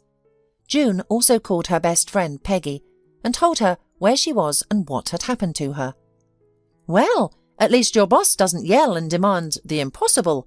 You're lucky to have such a reasonable employer, said Peggy, happy for her friend. Then, at June's request, she went to her mother and heard from her that she had no intention of searching for her daughter or verifying her whereabouts. June quietly cried for most of the night, burying her face in the shaggy fur of Lucky. She understood that she was not a priority for her mother, but it was one thing to feel and another to get confirmation. However, Kevin strongly advised June to inform her mother about her whereabouts. After all, a mother is a mother. She's not a monster, right? She'll certainly start looking for you soon. She'll start worrying, and she might even file a missing person report. Meanwhile, June got accustomed to her new job and housing. She was only afraid of Kevin's guests, but they were rare, and when they did visit, They mostly talked about business and behaved as if they were in a business meeting. She even started to worry, did he have real friends? Not just the smiling, polished or cautious business partners, but real friends who would have ordinary conversations. And then one Friday, Kevin returned home much later than he used to, at 3 a.m. However, he wasn't alone. A graceful, well-groomed brunette with coral fingernails on her long, slender fingers stepped out of his car. I should have quietly gone to bed after finishing my tasks, instead of waiting for him like a fool. June scolded herself for her miscalculation and for being unpleasantly surprised by the appearance of this beautiful girl. This should have been indifferent to her. Unusually, when there were important visitors, Kevin would call in advance and provide specific instructions. However, this guest was completely unexpected. The girl didn't respond to June's greeting and gave her an indifferent glance as if she were furniture. Well, that's fine, June thought, interpreting it as a permission to act the same way. She snorted contentedly and disappeared into the guest house, knowing that no one would bother her until morning.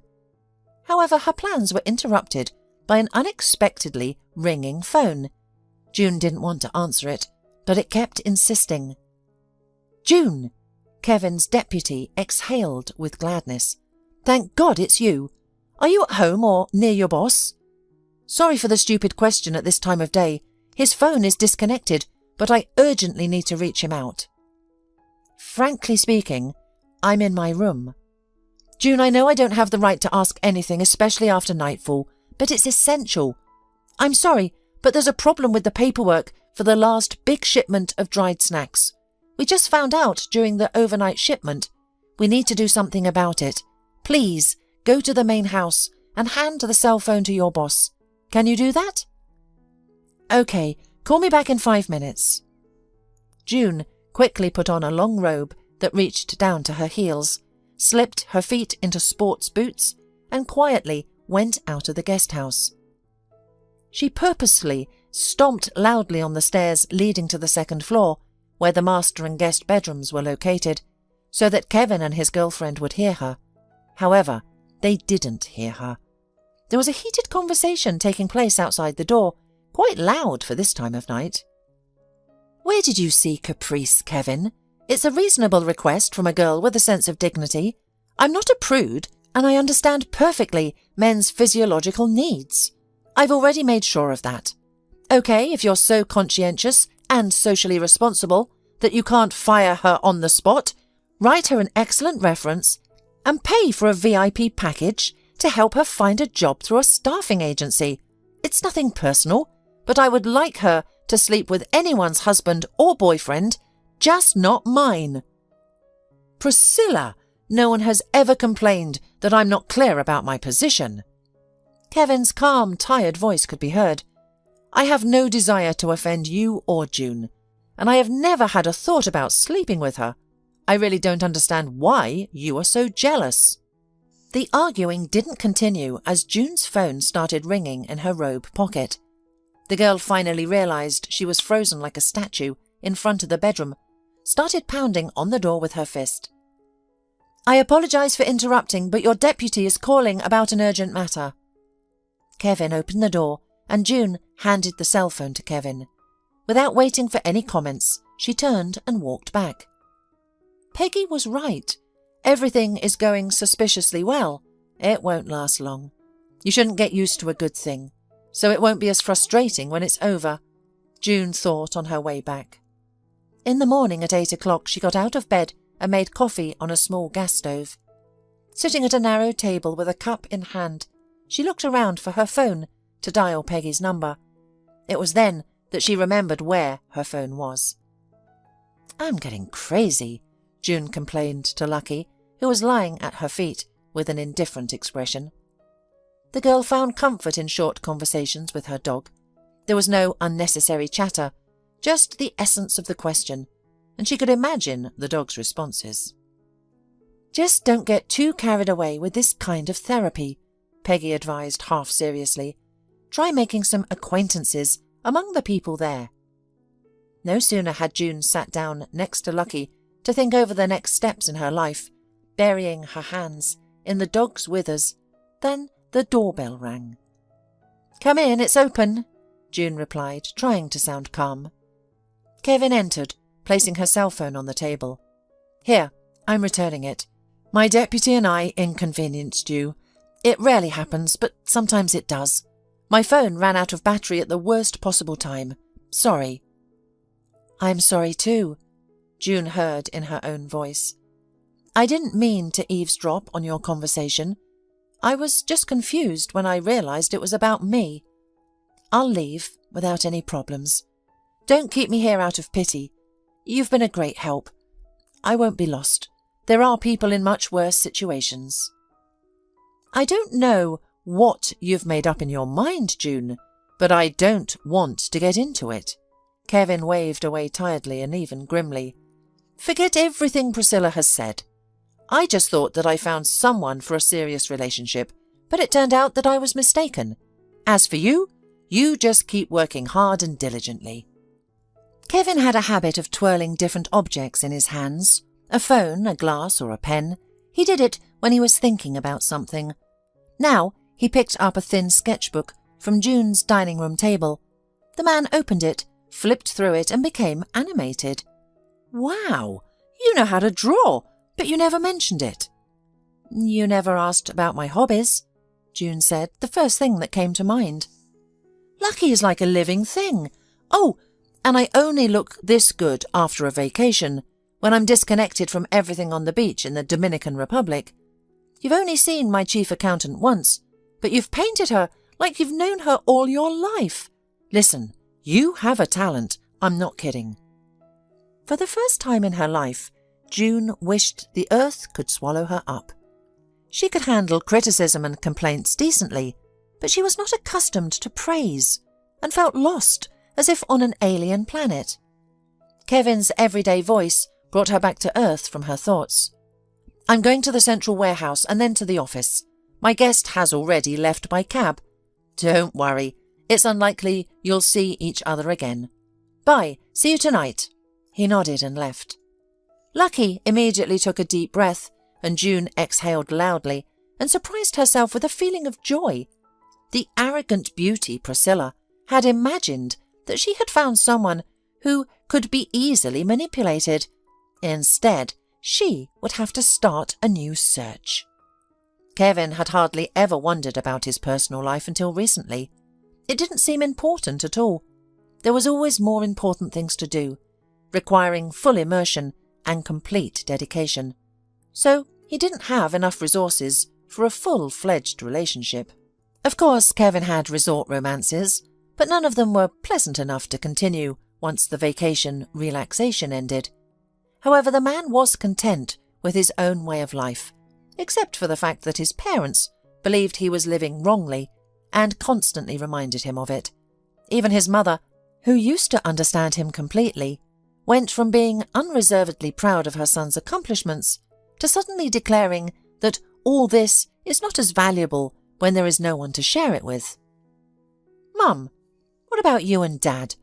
You have a new house and 2 cars, and you've started to see the world. I look at you, and I'm happy that I've been able to give you a comfortable life." "It's all great, Kevin. We're proud and we enjoy it, but we could have done without it. But seeing you happy is the most important thing for your father and me." "But Mum, do I look unhappy? I know what I'm doing, and I love my life. I have my parents' house to come back to. I have a close friend, Alex, and I don't need more. You know me, I just haven't met the person I want to see every day. I am not going to get married just because it's the right time, especially since people don't get married as early as they used to 30 years ago." "Yes, I understand," the mother sighed, feigning doomed sadness. Or rather, it was easier for Kevin to think that she was acting. One day, he accidentally overheard his parents talking and realized that they were seriously worried. "But I'm starting to think that Kevin still remembers Annie, and that's why he can't find anyone. Do you remember my Uncle Ben? He died as a childless bachelor. When he was young, he had his advantages, but as he grew older, he became so dreary. What if Kevin ends up like him? Rose, you'll come up with your own cause for alarm, and you've brought Uncle Ben into it. Kevin is nothing like him. He hasn't thought about Annie for a long time. He's making money now. He just needs several more years. It's normal for men. Look at what he's accomplished while setting up his business. After a while, he'll be ready for a family. So please, stop worrying. Kevin felt guilty, making his mother worry even though he didn't want to. But his father was right. He hadn't thought about Annie for a couple of years. She had faded into oblivion. Annie was his childhood friend and classmate. She was graceful, very quiet, with soft flaxen hair and big blue eyes, a princess from a fairy tale. Kevin was an excellent student, an athlete and a recognized leader in the class. That day his roommate got the flu, and the newcomer Annie was seated next to Kevin. From that day on, they became friends and soon were seen as an inseparable couple. Sometimes girls, beautiful in childhood, grow up to be ordinary, but Annie was not one of them. She grew up to be a real beauty. None of the girls even challenged her superiority. It was considered a futile endeavour. After graduating from school, Annie showed little interest in further studies. She always achieved average grades and had no big career ambitions. Eventually she enrolled in a hairdressing course close to home. Kevin went to the city and immediately enrolled in college, and at a family gathering he declared that he would complete his studies, find a job and then marry Annie. Annie's mother worried that Kevin might find someone else in the city. She frequently visited with Kevin's parents to keep up with his life. Beauty is beauty, but there's always someone even more attractive. The college is probably full of girls who grew up in urban families, going to theatres and museums. Kevin might find them more interesting, the woman believed, voicing her concerns to her daughter. But never mind, as long as you show that you're loyal and decent. That's rare nowadays, especially with your looks. He'll marry someone like you. Kevin will achieve a lot in life. There's no need to consult a fortune teller. He'll dress you up and show you the world. When they're young, girls foolishly let good guys slip away. They think there will be plenty more, but in reality, there won't be. The mother taught her daughter. Annie waited for Kevin faithfully, as if she had no interest in other guys at all. Kevin's father was happy for his son, and once said to his wife, "Annie is a decent girl." But Rose wasn't so certain about that. "You know, Bart, if she behaved the same way in a big city, it would be great. But here, there's no one to choose from. The guys who want to succeed in life leave. And my future daughter-in-law doesn't need to look for anyone else. She already has a responsible Kevin." "Looks like you'll be a difficult mother-in-law." Bart raised his eyebrows with a sly smile. "I'll be good, and anyone who doubts that will find out," retorted Rose, playfully threatening him with her fist and laughing. During the first 2 years of his studies, Kevin would always come home for vacations, but on weekends and short holidays, Annie would go to see him in the city whenever possible. These trips were interesting from the start, but they became even more interesting after a year and a half, when Kevin started making friends and acquaintances in the city. The young man had a friend named Lucas, who knew the city inside out, as 3 generations of his family had lived there. Although his father had recently been transferred to an important position in the capital, Lucas and his mother chose to stay in the city until Lucas finished his studies. Annie quickly noticed that although Kevin was quick to grasp ideas and was often even more successful than his best friend, he still had much fewer opportunities than Lucas. Yes, Lucas had no pressing problems at all. His father and his new position in the capital offered him numerous prospects, and to Annie's great surprise, he didn't have a permanent girlfriend. Lucas himself revealed this at his birthday party, when he took Annie to a stylish library in his father's study. "Yes, don't look at me like this. I swear I don't have a girlfriend. But what if she's you?" Annie didn't hesitate for long, and soon they got married and left for the capital. The wedding was beautiful, followed by a honeymoon to Samui and Phuket. The beach photos were stylish and beautiful, taken by a talented and expensive photographer. In all the photos, Lucas had a broad, self-satisfied and triumphant smile, while Annie portrayed a gentle fairy. "Rose, I'm sorry that we won't be related, but we'll remain friends, won't we?" Annie's mother said meekly, stepping over the threshold of the Bravermans' house.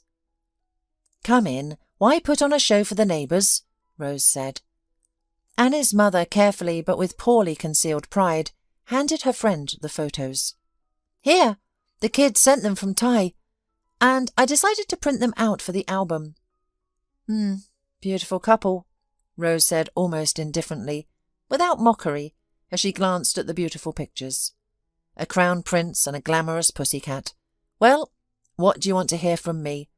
I'm glad everything happened now, that my son and your daughter didn't have an opportunity to get married and have a baby." As for Kevin, he did not say a bad word about the failed bride, and did not let others talk to him about her. He just quickly digested it all, and never made any more relationships. Not out of principle or on purpose. It just happened that an invisible armour had grown around him.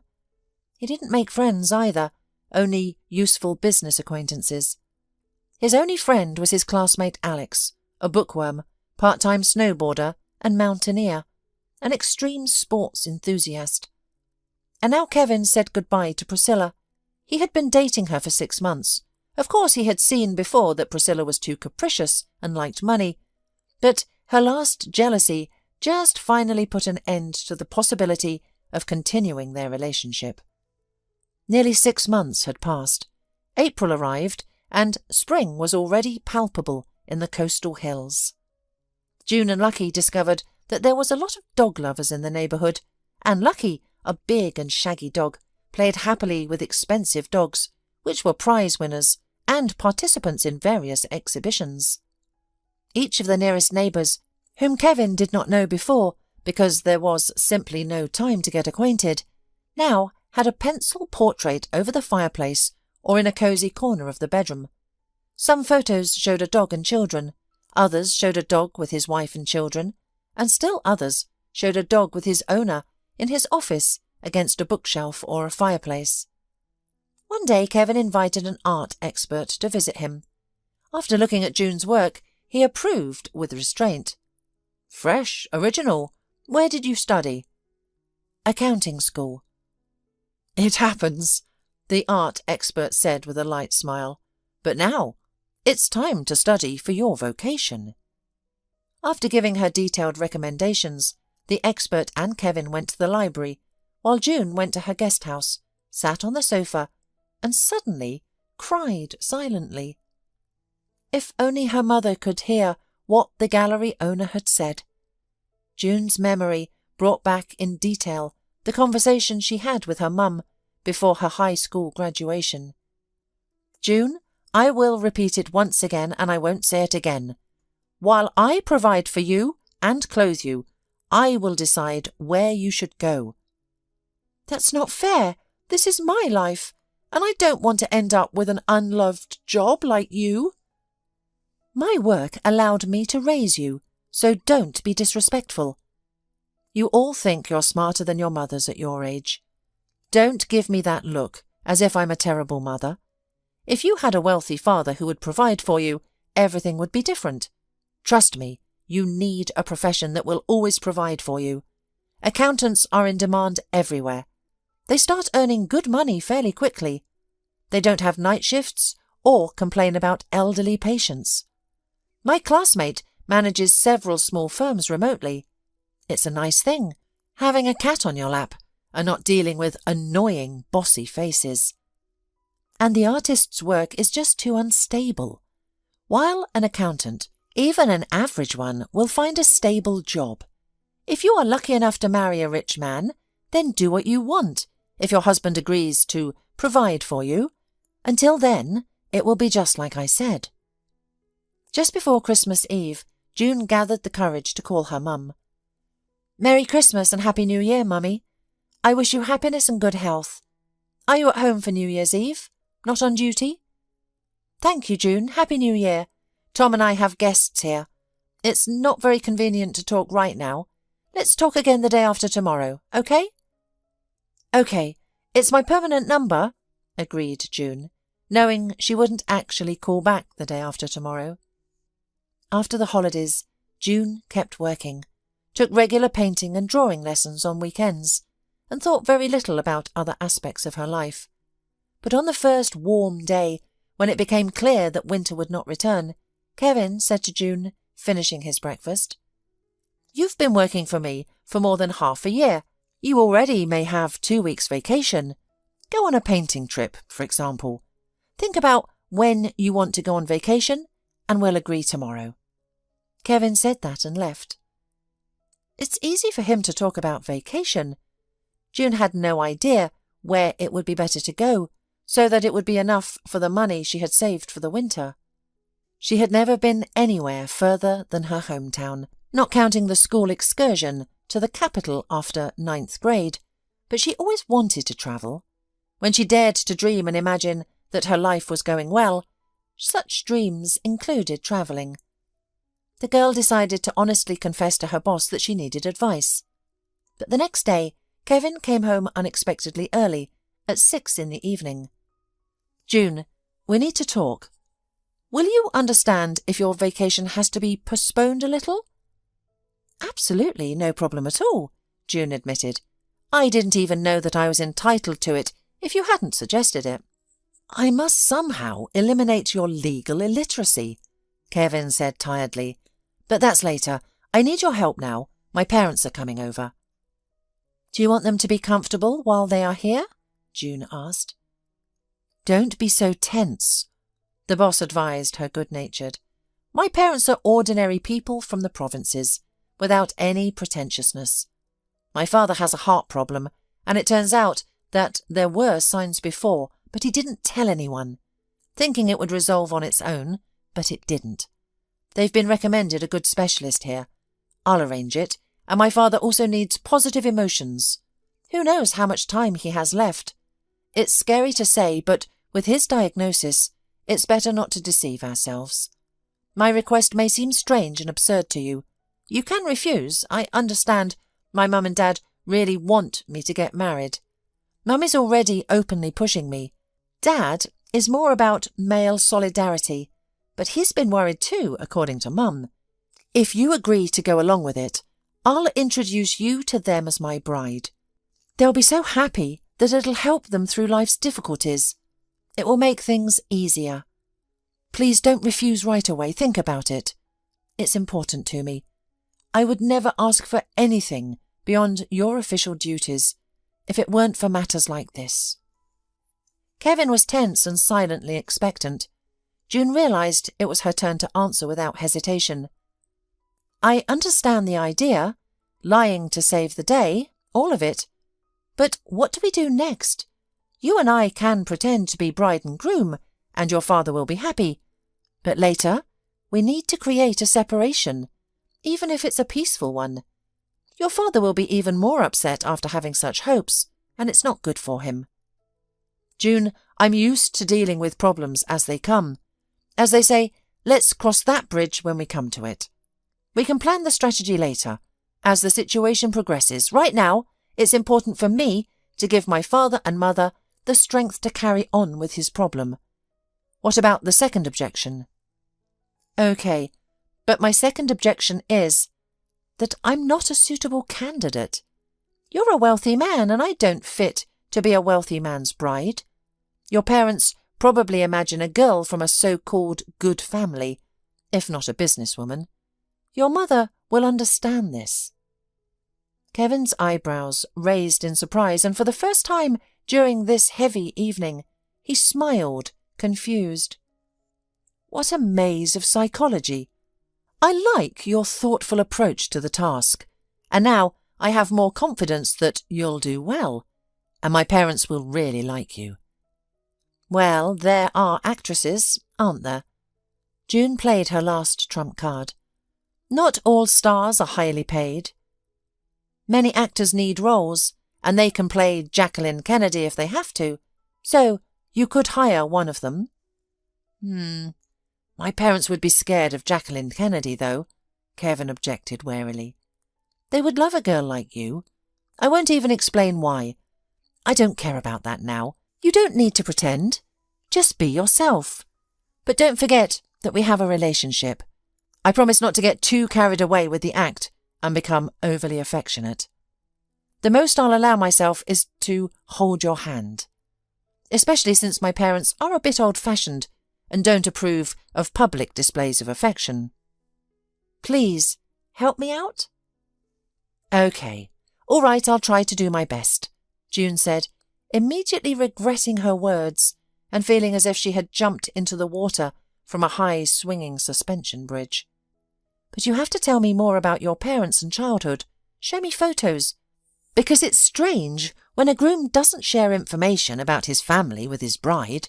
The more I know, the better chance I have of playing the part successfully. When are your parents coming? They will arrive the night after tomorrow. We will meet them and then go to dinner to get acquainted, celebrate the meeting, and make plans. My parents will be here for a week, and you'll be staying with me the whole time. We'll have to adjust our routine, get more sleep, and don't grab the vacuum cleaner or any of the other usual household tools. Think of it as the start of a vacation. The dinner at the restaurant was wonderful. June realised that she had been worrying for no reason. Or maybe not for no reason. But seeing her excitement, which she couldn't hide, Kevin's parents started doing everything they could to make things easier for her. June, I'm pleased to meet you, Rose said quietly in the cosy restaurant while the men were choosing wine. And I perfectly understand your excitement right now. Many years ago, I trembled with fear before the first meeting with my future mother-in-law. Bart was very attentive to his mother, and I wanted to make a good impression so she would approve of me. Of course, out of fear, I forgot everything and ended up looking like a complete fool. She probably even doubted that I was capable of studying to be an accountant. It's funny to remember now. I too studied to be an accountant, June suddenly wanted to share. But I can hardly bring myself to work in this field. It's just not my thing. I gave in to my mum's insistence. Disliking your work can spoil a woman's character, said Kevin's mother. I enjoy accounting, otherwise I would have quit it long ago, no matter what anyone said. Kevin told us on the phone that you paint and that you have a natural talent. He even sent some pictures of your job to us. Such vivid dogs, cats and children. And when I saw Kevin's portrait, all the anxiety in my heart disappeared. Well, he's finally lucky. He's not being deceived. It's obvious that you love my son. I'm not an art historian, but you can only paint like this with love. It's not just talent. Sorry if I embarrassed you. June blushed to the roots of her hair and was glad that Kevin and his father were busy choosing wine and hadn't heard what Rose had said. Of course, she tried to prevent herself from thinking about it. She blocked out any suspicious thoughts, but she loved him. She already had several dozen portraits of Kevin. To be exact, 48 works. They were painted in different seasons, moods and settings, all painted from memory, all safely stored at the very bottom of her linen drawer so that her boss wouldn't see what he shouldn't. She was certain that even when she left his house for good, she would continue this series of portraits for a long, long time. But they would never appear at her exhibitions, always remaining at her desk. And she would definitely paint today's portrait. Kevin would speak with his father, and they looked so similar and yet different, but both handsome and happy. On a small dance floor in front of the restaurant fireplace, a very interesting couple was slow dancing. A sturdy and dignified grey-haired man moved with little dexterity, clearly not accustomed to dancing in his life, but he radiated calm contentment and was not at all embarrassed by his lack of skill. His partner was a thin, red-haired girl in a delicate turquoise dress. She seemed a bit bewildered, with a slightly sad smile and yet happy eyes. "Don't be too harsh with her, Kevin." Rose took a moment to talk to her son while the couple was dancing, and they were alone at the table. She's so vulnerable and much younger than you. You're taking on such responsibility. Don't let her down. I really like June. She's such a girl. How should I put it? Sophisticated? Kevin suddenly suggested it, pleased with the word he had found. It was indeed true. He simply hadn't had time to fully comprehend what he had noticed long ago. "Hello, Kevin," a familiar low velvet voice murmured behind him. Hi, Mum. I'm going out for 5 minutes to talk to someone. You won't miss me." Then he quickly nodded to Priscilla and almost forcibly took her away before her mother could realize it. "I'm having dinner with a friend. I see you're in interesting company. You could have introduced me to your mother." Priscilla spoke with a gentle sneer as soon as they stepped out into the open veranda. "I wouldn't say anything bad about you to her, only good things. I don't understand why you're so nervous. You've always been so calm in the past. Did being involved with a young housekeeper wear you out so much? By the way, did you get fed up with her and decide to give her to your daddy? She will please him, of course, but at his age he must be careful. Think of his health." "The purpose of all that you said?" Trying to appear calm, Kevin exhaled stiffly. "We girls sometimes act aimlessly." The carefree ringing voice of the quietly approaching mother echoed instead of Priscilla's. "Your friend is just hurt. Very hurt. Right, honey? I think it's disrespectful to the parents to make them spend the evening in the company of their son's housekeeper. You have to separate those aspects of your life somehow. That's what I wanted to say to Kevin as my old friend." "What you said I heard perfectly well. Just think of it. A housekeeper." The mother theatrically rounded her eyes, which were on fire with joyful excitement. "It's just a shame and an indelible disgrace for our noble family to sit at the same table with her. Well, I don't know in what wilderness you were brought up, but it seems nowhere, and no one has long been surprised that people get acquainted at work, and sometimes girls marry their bosses. I'm determined to have a good evening, and I don't intend to hear nasty things about my future daughter-in-law." "Have a nice evening," Priscilla politely sang to her mother, and she hurriedly disappeared into the semi-darkness of the hall without showing her emotions. "What a smug woman!" Rose snorted angrily. "And you're good, too. What do you take me and your father for? Did you think we'd be against a daughter-in-law who had worked for you as an au pair? There are thousands of girls who take that job while they're still in school. Waitresses, hotel maids, yes, half of them are students. To avoid embarrassing June, I'll keep quiet for now. She's already excited, poor girl. So, let's go to them." The family returned home late. "Thank you, my dear, for the wonderful evening, but now we need to rest." "Good night, darlings," said Rose, hugged her son and June, and went to their bedroom. June and Kevin were left alone. The girl tried to appear calm and judicious. "Am I doing everything right so far?" she asked quietly. "It's gone wonderfully well," Kevin assured her in a strangely warm voice. "Only thanks to your parents.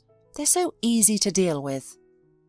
June, I'm going to ask you something. If I don't say it, I might miss an essential chance. I don't usually do that. Let's really be together? It's not for fun. No, not out of boredom.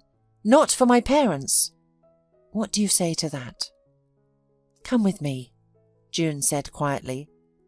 "I'll show you 48 of your portraits. I'll even give you one as a present. Whichever one you like."